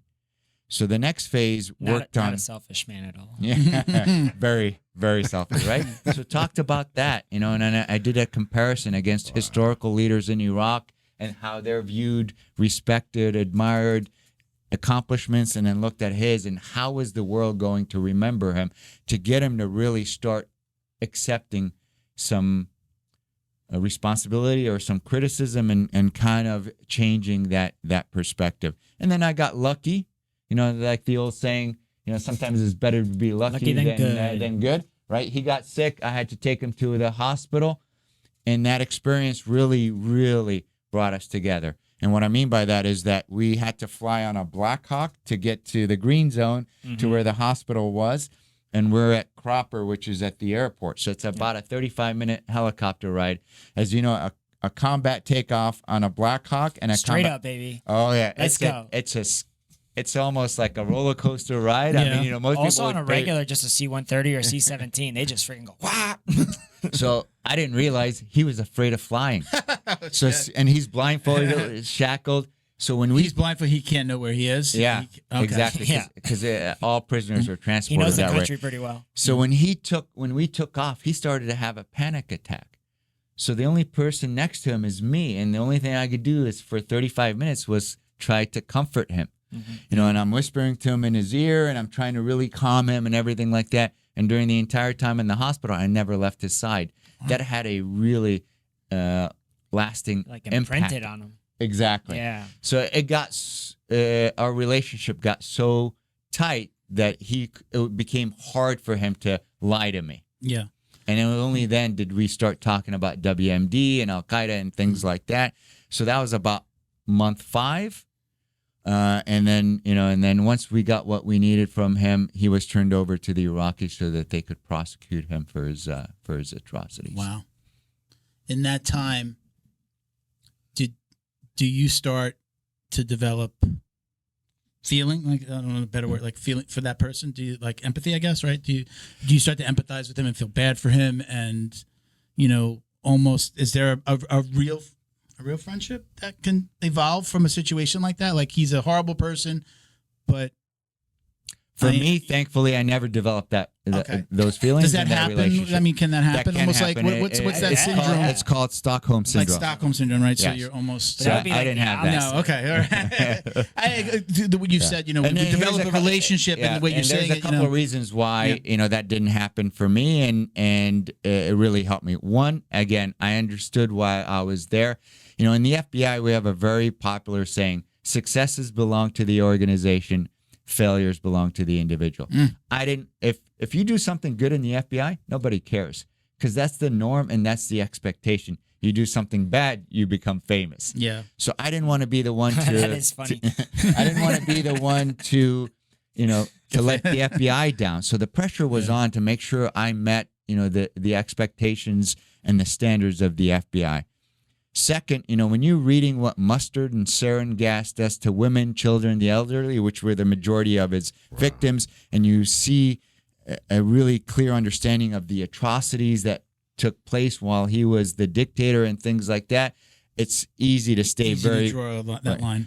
And then going back to, I think you got the sense I'm a competitive person, and for me, and that was not lost on me. At the end, there was going to be a winner and there was going to be a loser. Yeah, and it was going to be him. There's also like no doubt going into that interrogation that was a bad guy. Yeah. You know what I mean? Like normally, like let's say you said you were a detective, right? Yeah. You might have been doing an interrogation on an innocent person, and I'm sure you've found innocent people, and we've all met people wrong place, right time. It's like, bro, you look real guilty right now. Yeah. And then you hear it out, and you find definitive proof that they're not. But I like think I this, would have whispered in his ear on that helicopter. You fucked now. yeah. I got what I need to know.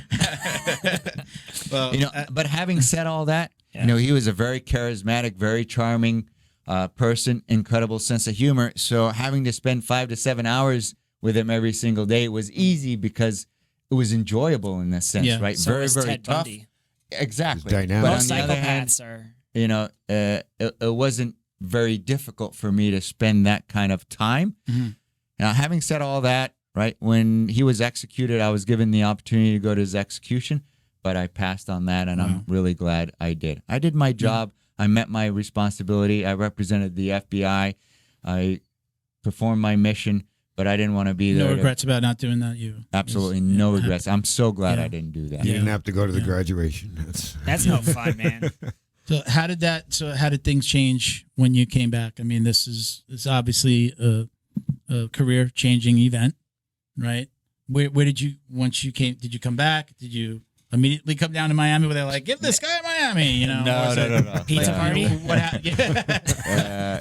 What what happens next? You're done with the interrogation. And, I get, so I make fun of it, but it's a great representation about the FBI and how the expectations is excellence all the time, right? So I spent nearly 8 months with Saddam Hussein in a war zone, under the most austere conditions, right? When I land at the airport, there's nobody there to pick me up.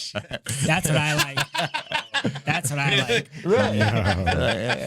So what? You interrogated that, one of the most brutal dictators of our modern time. So what? Yeah. Who cares? Right. So I came back and I went. Was that a little on purpose? Was not on purpose? No, not on purpose, but it's let's just, remind it's him. normal. No, Yeah. okay. So I come back and I go right back to work. Yeah. So after that, I spent 6 months authoring the prosecutive report that was used by the Iraqis to prosecute him. And then after that, I was up for rotation to go to Afghanistan. So from Iraq, I went and did a combat tour in Afghanistan, and enjoyed that. So not a lot of fanfare around this. Not at all. No? Oh, okay. Not at all. If Came back- anything, I would expect like your colleagues would be like, I could have done that in less time. Did you have any of that? Like, really? Did you really? What took you so? Yeah, like what took you so long? Thankfully, I didn't have any of that. A lot of ball busting. I mean, honestly, everybody treated me the same. It's like another day at That's a the good office. thing. I mean, that's Gold a star. good thing. Yeah. So when did you? It's funny. when I did you got an award. I got a big award. I got back then there was cheesy envelopes. Those were like the envelopes. Manila, like a manila envelope? Yeah, that you do from one department to another. So my award came in a cheesy envelope. They dropped it off on my desk. I opened it up. I got this certificate and this check. Bonus check for it. Great. You deserve it, bro. You deserve it. Yeah. Good work. So no fanfare, which is Yeah. I was That's good. I was okay with it. Yeah, I think That's almost, like that's in that actually moment. that's actually the answer I expected to all of your questions. Yeah, that's Yeah. how it is, man. And like in those like top tier communities, like I was never like SF or anything like that, but I was in the 82nd Airborne for 8 years, and so like we worked like hand in hand. We were always like the outer cordon for those type of people and those type of groups, and it was like it's exactly like you said. If you did your job, if anything, you got grief for doing a good job to just like always keep you like even keel. Yeah. It was never I mean, that's the expectation, right. Yeah. Yeah, it's like you did your job. Excellence is the expectation. So if you do an excellent job, they're like, well, That's normal. that's normal. That's what you're supposed How to long do. were you with the FBI after that till you came to Miami? So after that, I of course got I'm pointing that way, like Yeah. Miami's that Yeah. way. We're like in Miami. exactly. Yeah. Yeah. Yeah. So that was We're still here. very early in my career. I hadn't become a supervisor yet, so I became a supervisor of the Joint Terrorism Task Force in Washington, D.C., and then I became the assistant special agent in charge over counterterrorism for Washington, D.C., and then, several other. So I didn't come here until 2014, and this was my dream job. I always wanted to come. Did you choose it, or was it an opening? I chose, and it was Okay. extremely competitive. You compete for a position like this. Okay. It's like Hawaii. And I think it's a lot better than Hawaii. Yeah. No, I'm just saying, like, that's like the ones that there's always like a wish list. Yeah. Everybody's always like Hawaii, like that coast. The Coast Guard when you're going over A1A. Okay, I guess That Coast Guard that's right on the bridge I before don't know. you get to Alton Road, going to South Beach. I don't know down here. So, anyways, Yep, like yep. that's I'm not that's like familiar one of with the it. most like Yeah. people will do 2 years in Alaska To get there. to get there. Yeah. Yeah. Like Wow. like they'll do a it's hardship tour. It is one of the most desirable Coast Guard. And when you get there, you don't leave. So let's change gears. We joked a little bit maybe about this when you first came in. In our community, obviously, like there's the surf culture, the surf culture, and there's a lot of marijuana and other other things that people put in their body around it. It was It's a that pothead as sport. Go ahead, as say an it. agent, as a special agent in the FBI, was that ever a concern? Like when you were going to a gym, like I mean, somebody will walk in and I'm rolling with somebody and be like, "Oh, Jesus Christ, what'd you do in the car?" Like, it's what the hell, Did that have to become a consideration for you, or the people that you're going to be around? With marijuana specifically being such a big part of the jiu-jitsu community, was that ever a concern for you? Like, I'm in the FBI, you guys can't be doing that around me, or I don't want to smell that, or was it just like, No, I mean, thankfully for me, I didn't see that around me, right? So, fortunately, at my gym, we do have a number of law enforcement officers, but we have the majority are not, but they are very mindful and very respectful of those of us in law enforcement, right? So I never saw it around, but yeah, there'd be a couple of times I'd roll. I'm like, oh, I smell that weed, It is, bro. Yeah. You need a better cologne. You ever seen the meme like of the two arms like that are like this, and it says like police officers, jiu-jitsu guys, Yeah. and it like pot. It's like it. Yeah. What was it? High Rollers had the stoners versus police, stoners versus cops event. yeah. So I mean, even they recognize I never how really prevalent. thought about it. I never really worried about it. It was never visible or anything like that. And I really, when I'm at the gym, I'm focused, on my training. But of course, when I was in the FBI, still to this point, in the FBI, you can't use any products with CBD in them, even makeup or anything like that. So. Very, very, mindful of that. Even though most CBDs that we know don't have any THC, 99.9. you can't even use. Yeah. Wow. No pot. You guys got the good test over there, right? To pick up Yeah. everything. We do, Yeah, for yeah. real. They'll pick up They just look at everything. your eyeballs. They can tell you're It's funny lying. because our sponsor, Neutral Zone, he's always taking tests. Like he'll video Not him record taking himself the test. taking the test, and then he Show puts it the on Instagram results. to like, hey, God, there's no THC, but you can't. When you're on the job, you can't take that risk. Not at all. Not worth it, I guess, at that point. Okay, I can forego the CBD. I'll allow that for the people that are protecting my freedom. Yeah. I got to tell you though, it's funny. In the last decade, really, when it comes to sports, they found that there's a tremendous benefit Oh yeah. for relaxing, for blood flow, for brain activity, for awareness. Literally heightening these things instead of reducing them. Our studio guest is going really. Maybe Tell me more, buddy. maybe FBI 2050. I'll start considering that. We're gonna do a little. We do what we call a little speed round. We've renamed Hold it on, the what is drill it down. called? Wait, we're not going there yet. We named it the drill down, so we're gonna get to that. Can I do? But I've actually I heard you talk about like maybe writing a book. Is that something that you're still thinking about? No, I'm actually I'm doing it now. So it's a terrible I'm process. writing a book, and I'm working with Simon and Schuster, a publishing company out of New York. Heard of them? Yes, Yeah. so I'm very fortunate. Yeah, so they're Yeah. interested in publishing my book, and I'm hoping to have it done by the end of the year. And best case scenario is have it released next year.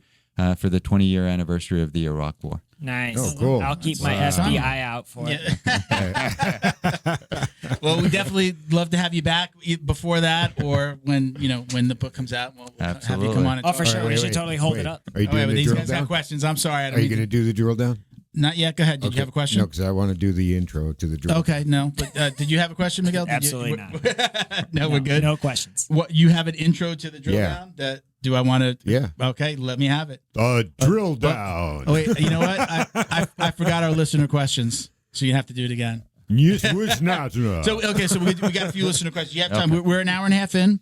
Are you good? It's 9:15. We're okay. Anyone No has, rush? if anyone has No to rush. pee, Are you okay over there? We're good. We're good. Okay. Probably the toughest thing you've done, right? Let me see. Sometimes we wind up talking about. Obviously, we talk about some of Mike, these things Mike, in the Mike. during the podcast. I did have somebody. Okay, so I definitely wanted to read Sarah Kyle's comment. Do you know who Sarah Kyle is? Absolutely. Okay, Sarah. So she said, I used a photo, I guess, that she took. She said, "Could I have a T-shirt?" So yes, Sarah. But you got it. Do you know her? Of course. Okay. Don't let her. She's got to watch the episode. Okay. And she's I'll tell got her. to message me. If I'm going to give something away, I make sure they watch the episode. Sarah is a professional photographer, Okay. and has taken several of the photos, and not only that, she designed my logo that's Okay. trademarked that you were mentioning earlier. So she's the one that designed this That's cool. logo. It's Very almost cool. like the Stratton Oakmont lion. I know Stratton. You know Stratton Oakmont? No. No. You ever, you ever watch Wolf of Wall Street? No, this guy has no time. Forget I said anything. I like it. Okay, let me see. We had 4 questions that I chose. We had a bunch. I had a lot of them direct message to me. We did talk about like PJJ for law enforcement. So her question was, "Can I have a T-shirt?" Yeah. Well, Get I out. wanted to mention. I used her picture T-shirt, in promo. T-shirt for the boldness of the question. So, okay, so we also had. Okay, we talked a lot about these, so I'm not going to read some of these, but let me see. Shexter, somebody out of DC. Somebody they think they knew you. Said, "When are you coming back to DC?" I don't know when I'll be back in DC, but when I'm back there, I train at Pentagon MMA, which is a phenomenal Does gym. that guy look familiar? Can you see it? Yeah, we actually. You know him? Okay. Yeah, I do know. So He doesn't have his name on his yeah. profile. At Pentagon MMA, so Okay. I always try to go there and train. They've got some great guys there. Okay. And Vivek, the owner of Pentagon MMA, who's a phenomenal Muay Thai fighter. Yeah. So a shout out to him. So I just came back from DC. I went to see my oldest daughter, and I never bring my gi with me. My wife's not letting me get away with that. It's like family vacation. still Really? work- You I'm can't still working not on do it. jiu-jitsu one day? Like I never bring it with me. So When I you never- become a professional athlete, you can use that as an excuse Ow, to say, George, ow. Honey, It's my- or it's even my like, honey, this career. is marketing. I'm getting my name out there. exactly. You know. All right, so you need. we've already kind of discussed some of the other listener need questions that we chose. So okay, go ahead, Bo. Give me the drill down again. You need a bus station locker with a gi in it in every town you're gonna go. I wish. All right, ready? I really have never taken my gi traveling with me, unless it's like been driving. In I Florida or thought about something. it this time. It's a no. Okay, ready? Sure. The drill down. There you go. I got my guys creating a logo. Okay, We're well, I'll gonna just add take it to that the- snippet. And Okay, so we do like we used to call it a speed round, but we stopped calling it a speed round because it was never fast. It was Yeah. like we wound up elaborating and spending a lot more time talking about the some of these. longest part of the show. So yeah, right, the longest part of the whole show. So okay, so I'll run down these. You can elaborate. We're in no rush. So gi or no gi? What's your preference? Gi. Gi. Do you I saw you in some no gi shorts the other day, but you're With No, I train both? train both, yeah. but my preference is gi. do you Okay. wear the knee braces below the gi? Of course. I saw them. Any major injuries besides the pectoral muscle? Oh, absolutely. Yeah. So 2 torn left meniscus. I'm being told don't say all the No, injuries. As you go into competition. Yes. Okay. Oh, he's purple belt. He's not gonna worry about leg We've all loss got year. them. Blue out Yeah. MCL, Yeah. ACL. This arm, I don't know what's going on, but Yeah, this but just hurts all down his the whole arm. all his injuries Full are muscle. service connected. That's right. Takedown or pull guard? Pull guard. Yeah. Those Always. are those are my knees. No. Do you, we won't go too Service much into the connected. competition side and game plan, but when you're training in the gym, pull guard, and then what's your go-to? Like I'm pull guard. I'm looking for the lockdown. Love the lockdown. So I like to, of course, pull guard, and I have an attack series for several chokes right from guard, and then if not, You're not then screwing around. You're getting them I'm down. not. down. And if not, the arm bar is coming. Okay. Are you All talking? right, good. Are you talking shit in competition? Like while you're rolling? No, I don't. Whispers in Are the you- ear. Whispers in the I love to talk when I'm doing jiu-jitsu. Yeah, he does. I chose a good profession. I do sales all day, and then I talk about shit. jiu-jitsu. Would you like I love to buy talk an to ad? during while I'm rolling with any. Do you talk at all? Like even in rolling, forget about the competition side. But when you're just rolling with the guys, are you like screwing around? Or you make like I like to joke around and I probably say whisper right something in somebody's ear.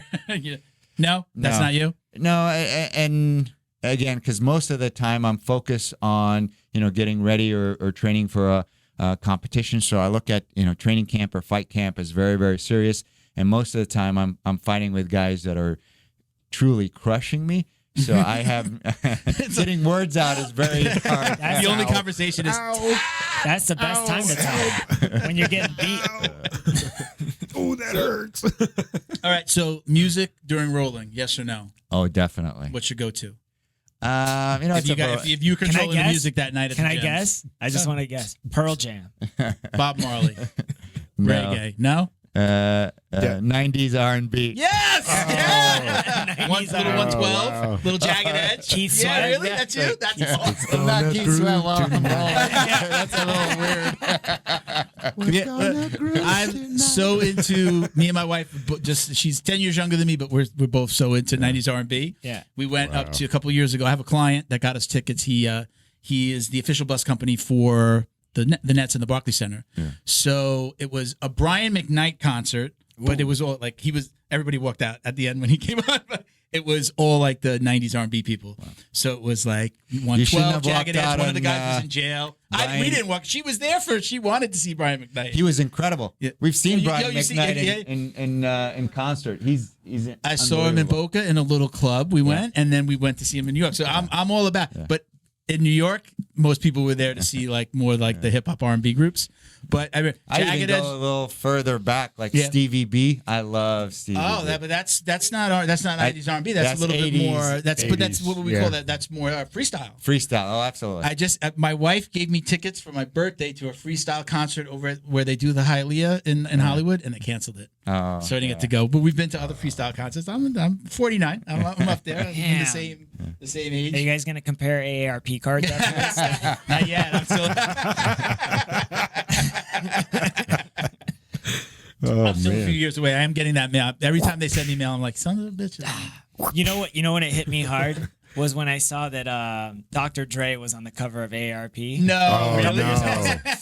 Dude. I was like, I'm next. That's little Dre on the way to. I have a short ride to the gym, so it's like I'm usually gonna get one song. I'm like literally just like 3 minutes away from the gym. It's got to be one song. It's got to be one good song. My go-to is like anything Dre. Anything Dre. I love Eminem too. I He Yeah. went, Dre, from, he Eminem. went from rapper to Like crapper. anything from the movie soundtrack from 8 Mile. He went from Little rapper rapid to run on the way billionaire. to the gym, I'll and show I'm my so age. fucking When When I motivated. really want to get pumped up, it's the Rocky 4 soundtrack. Oh yeah. with against Drago. Yeah. If That's a good he one. dies, he dies. Before, are you? I Like, will break you. I think actually one of the images that we posted was Yeah. right. Are you like in the Absolutely. zone with Yeah. music? Yeah. So you like this or you like this, but meanwhile it's No, Stevie no, B no. like No, Spring no. Love. No. No. Sorry So everybody for singing it's actually, that. it's funny. So I have my training playlist, and Yeah. then I have my pre-competition playlist. Yeah. So it is some of the Rocky 4 songs, Eminem, and, Yeah. some more to get me that kind of that. His Yeah. best hits from Yeah, his Saddam Eminem's- interrogation. Eminem's Illuminati album. All right. So we talked about the being a UFC fan. Do you watch a lot of MMA? And well, let's. Are you a because are you a these are two consumer? different things. Do you watch a lot of MMA? Are you watching like every UFC? I watch every UFC. My man. Yeah. Wow. That's me, bro. Again, it's hard. Yeah, we literally There's so wa- much. There's Yeah. so much now. It's We just don't like miss it's a a job. single to- one. We watch Yeah. You too? every. Yeah. Nice. You're awesome. Yeah. Yo, I sent. I'm Good I'm security serious. detail. I So- like. And we actually go. Yeah. to Okay. events. That's the other cool thing about being an American top team. I get invited to. Oh God, yeah. So and all like the smaller, the local events too, the smaller ones. Yes, absolutely. Yeah, But we've been to Las Vegas, L.A., New York, the Apex. Yeah. It's incredible to watch fights at the Apex. The Brian McKnight concert I told you about. That week, he got me. My client got me tickets to there was a UFC event. It was I gotta remember her name. Who's Valentina Shevchenko? Shevchenko. I forgot who she was. bullet? Yeah. That was the gun, right? She has the she has the She's got everything. I forget who holster. she was fighting. She was fighting a new Germander. Jermaine Germander. Germander. I don't know how to say her name. Yeah. Do you know what I'm talking about? Yeah. Right? Yeah, like they were fighting. Right. world champion That was that kickboxer. fight. I think we saw that week. We went to like I think 2 Nets games, and we went to the R&B concert. Wow. So that whole week that was it. She just sent me an email the other day. She got I guess she there's something going on in like Coral Springs at like there's I think it's an LFA.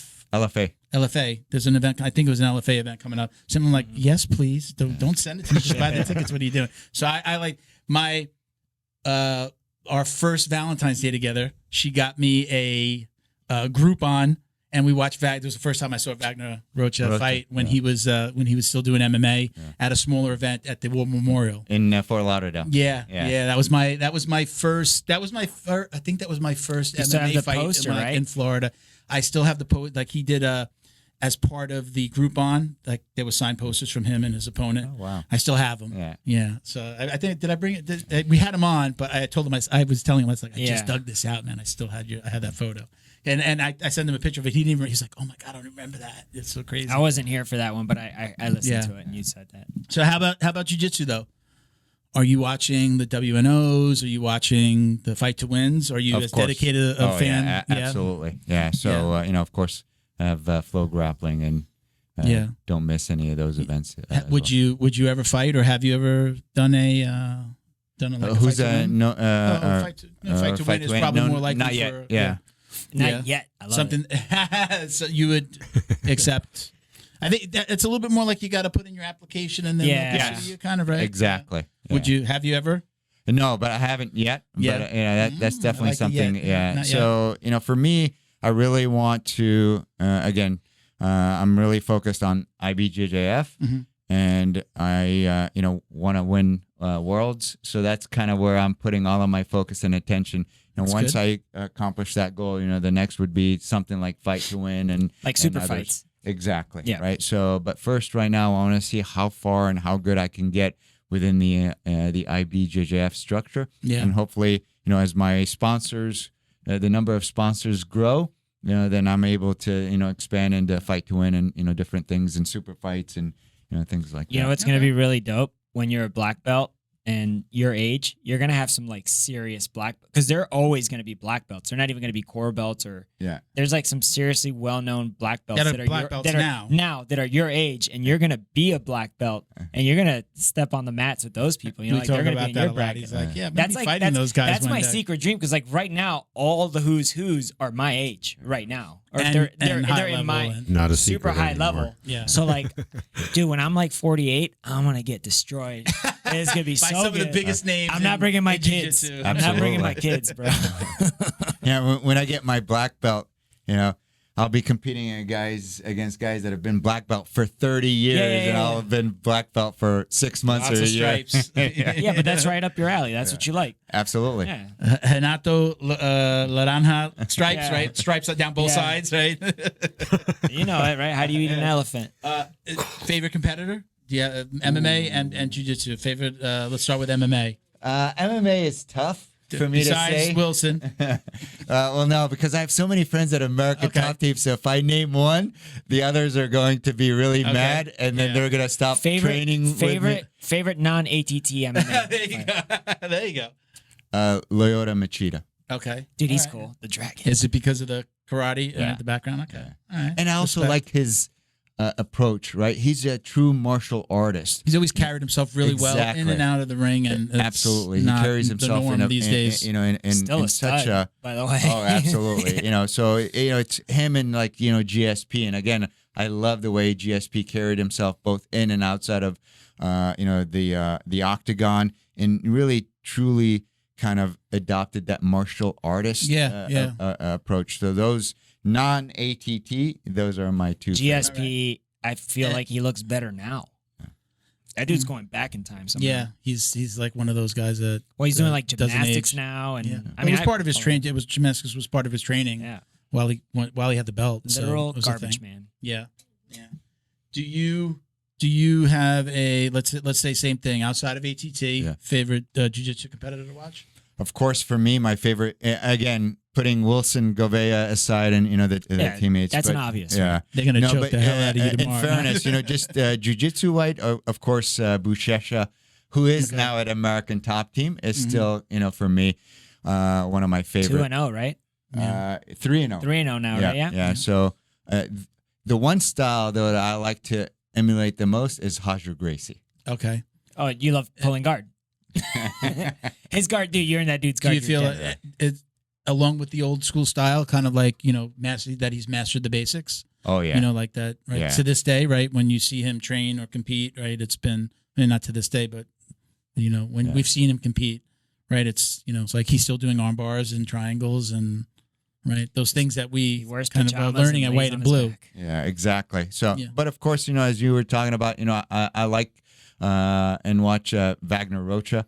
Yeah. I really like him. Cyborg. There's a lot of great, especially here in South Florida. So, that's the nice thing about jiu-jitsu. There's so many different personalities and styles, and that's appealing. Yeah. Okay. What do you think about combat jiu-jitsu? Combat jiu-jitsu? From my perspective, honestly, it's either do jiu-jitsu or do MMA. Yeah. It's there's if you're going to do jiu-jitsu, there's so much that that should be devoted to the techniques, the skill, the conditions, all of those. If you want to strike, do MMA. Yeah. It's not growing something that down I've here. taken to. I haven't spoken about it favorably. It's fun. I haven't said good things about it. But we've had like Brandon McCaffrey on the show he commentates for Eddie Bravo's for EBI. Is it? But is it's combat jiu-jitsu? It's Is combat it EBI? jiu-jitsu now. So he commentates. So like made me think a little bit differently or look at it a little differently. But I'm of the same mindset of if you're gonna hit, if you're gonna smack, slap, then do MMA. What's I don't get this. It feels and looks weird to me. It's just like I think it's a fun training exercise. I do get like a little bit of the homage to back to the Gracie. The Gracie From a style self-defense perspective, there's definitely some value in application, right? Yeah. But for the essence of what jiu-jitsu is supposed to do, and the value of it, it does take away from it. So That's again, well put. if you want to strike, do MMA. If you really want to focus on the essence of jiu-jitsu and then mastering it, work on jiu-jitsu. Yeah. That's kind of my philosophy. What was I trying to say? The Gracie when they used to do the judo storming. Yeah, the gym storming and when they used to have they used to have the people come in and like the Gracie challenge is the word what I'm looking for. The Gracie challenges, a lot of times they would purposely not hit some, like they would do the slapping over punching when they were in an advantageous position, had somebody's back, they're trying to loosen them up. It was never punches, it was always the slaps. So I see a bit of that homage to that, but again, it's not some. There was a reason that they were doing that it. are coming in to challenge and prove that jiu-jitsu is not very effective, and who are street fighters and other disciplines. So I get that. Yeah, so I love that UFC fighters are like calling in people like those Instagram keyboard warriors, and they're like, "All right, come to the gym." They're like, "Well, I can't." And it's like, "I'll fly you out and I'll pay you for your full week of work." Okay, No, you can't. you got the last two questions. I got the last two. Neutral Zone is combat family owned, so they know you need to keep yourself and your equipment clean. They created Neutral Zone Clean wipes and sprays for just that purpose. Neutral Zone products are formulated to reduce the risk of bacterial and fungal infections. Whatever's making you sweat, weight training, rolling on the mats, yard work, or just working around the house, Neutral Zone Clean wipes and sprays can make you feel and smell refreshed. Use code JJD to get 15% off your online order at neutralzoneclean.com. While you're there, sign up for their newsletter to receive the latest info and updates on product launches like their new shower gel and soap bar coming soon. Are you neutral zone clean? Jiu-Jitsu's favorite monthly subscription box has now joined the Jiu Jitsu Dummies Podcast. The BJJ box is delivered to your door filled with premium jiu-jitsu and grappling apparel, equipment, supplements, supplies, snacks, and more. The crew at the BJJ box find the best in the world of jiu-jitsu and guarantee every box to be worth more than the cost. Each box includes 4 to 7 items you're going to love. Visit thebjjbox.com and use code JJD10 to get $10 off your very first box. And give them a follow on Instagram at thebjjbox. Special thank you to the crew over at Flow and Roll for all their support. Flow and Roll is renowned for their incredible no-gi rash guards, shorts, and leggings. Flow and Roll has quickly become the premier custom apparel provider for academies big and small throughout the United States. Reach out today to discuss your custom order and ask about their incredible pre-order program. You can send an email to flowandroll@gmail.com or visit their Instagram at flow_n_roll and shoot them a direct message. And yes, they can create an awesome custom gi for your academy as well. Visit flowandroll.com to check out their awesome designs, and while you're there, pick up a Jiu Jitsu Dummies signature tee exclusively at flowandroll.com. And remember, you'll get 20% off your purchase of t-shirts, rash guards, or gis with code JJD. The first question, do you or do you not wash your jiu-jitsu belt? I do wash my jiu-jitsu belt. Where's the Very ding, good. ding, ding, ding, ding, ding, ding, ding? And I added this question just for you. Favorite interrogation technique? Favorite interrogation technique? My mom's cookies. Yeah. Oh, yeah. Wow. So, and I say that because I actually used my mom's cookies in during the interrogation of Saddam Hussein. Oh, yeah. I gave him my mom's cookies. Are we for allowed his to know what the birthday. cookie type is? It's Lebanese sugar cookies. Okay. They're incredible. All right, so I'll she talk. made them and shipped them from They're like- California I to will me talk. in Iraq, and I gave it to him on his birthday, and he was really taken by that gesture. So it was extremely effective. So my favorite interrogation Lemon technique. zest. So I'm from not what we expected. I'm from southern Romania, right? So we have a lot of influences from all the countries around us, including Turkey, right? And some from the Middle East. So I totally understand that. I would talk like that. Just give me some milk, little milk. Bodies buried on Fifth Street. Yep, I did it. They're over there. You I use ever been this. at Dearborn, Michigan? Yes. Dude, the food there is Oh, yes. ridiculous. So, last thing, sponsors that you want to shout out? Anybody that you want to say hello to, thank? This is your time. No, absolutely. Of course, my first sponsor that has been incredible and has really helped me reach this point is Gurkha Cigars. Okay. Gurkha. Yes. I love Gurkhas. Yeah, Interesting. they're the best cigars in the world. So of course, goes to Gurkha Cigars. But recently I got signed on by Alma Medical Group here in Miami. Okay. They've been incredible, and then Warren Henry Auto Group are my. I got buddies who work Okay. with Warren Henry. Yeah. So those are my sponsors, but there's always room for more. Yeah, I say the Bring same it. thing. So anyone out Super there, I told you, hopefully, we'll make some intros and you guys take it from there. I don't get involved with like, hey, sponsor. Yeah. Hey, I think that maybe there's That's a good perfect. fit here, Yeah. and maybe Awesome. something happen. I'll let you. The boomerang So, approach. Awesome. Thank you very much for joining us, Jordan. Thank you very Appreciate much. it. Awesome. Thank you so much. It was we're a couple hours in. I'm just gonna do a little housekeeping here, say goodbye, keep it short and sweet, but really appreciate you coming on. Come back whenever you want. Yeah, I know we have a couple of like local law enforcement guys that wanted to do a little bit of a roundtable. If you're open to an Absolutely. invite, I'm we can do open one. to anything, and Yeah. hopefully I'll be back after I win Vegas, and we Hey, can talk about so that. so Yeah, come I'll back train- for a I'll law train with you enforcement. then. I want to train with you, man. Okay. Yeah. Just, After that, when you're okay. out of competition mode. Come back for when you win. When your book comes out, and we'll let Definitely you know when if we the do the book comes roundtable, the law enforcement roundtable. So, sure, so thank you again. Appreciate it. Thank you for being so patient. So, one thing I didn't mention at the beginning of the episode is everybody don't forget, if you purchase anything from any of our sponsors, send us a copy of your receipt. We're going to do a $250 giveaway of like podcast swag, gear, T-shirts, probably a geek Is the from Flow and rash- is the Roll. rash guard out We're gonna yet? get some Neutral Zone in there, but you're gonna get at least. It's probably gonna go up from there because other sponsors have said they want to do something. Maybe we'll talk to BJJ Box as well, but we're gonna do at least $250 worth of Jiu-Jitsu swag. We're gonna give it away just for supporting our sponsors. Right? They're gonna go into a little raffle. We'll pick a winner. So I didn't get to mention that at the beginning of the episode like we normally do, but. Check out Jiu-Jitsu Dummies for all the ways to watch, listen, and support. So you can go to jujitsudummies.com. You can go to @Jiu-Jitsu Dummies on Instagram, Twitter, Facebook, everywhere. YouTube. And it's Jiu-Jitsu Dummies Podcast on TikTok. So you want to hit them with your IG? Oh yeah, it's JJD _DJJ 69. George, your George Piro _ATT. okay. Awesome. Bo, At BADWERKS. Bad All right. works. would you like to give out your Instagram? I'm just kidding. I'm at Uncle Milty BJJ on Instagram. That's it, everybody. Thank you for watching Thank and you so listening. much. Again, appreciate you coming on. Thank you. And we like to say, peace, love, jiu-jitsu, baby.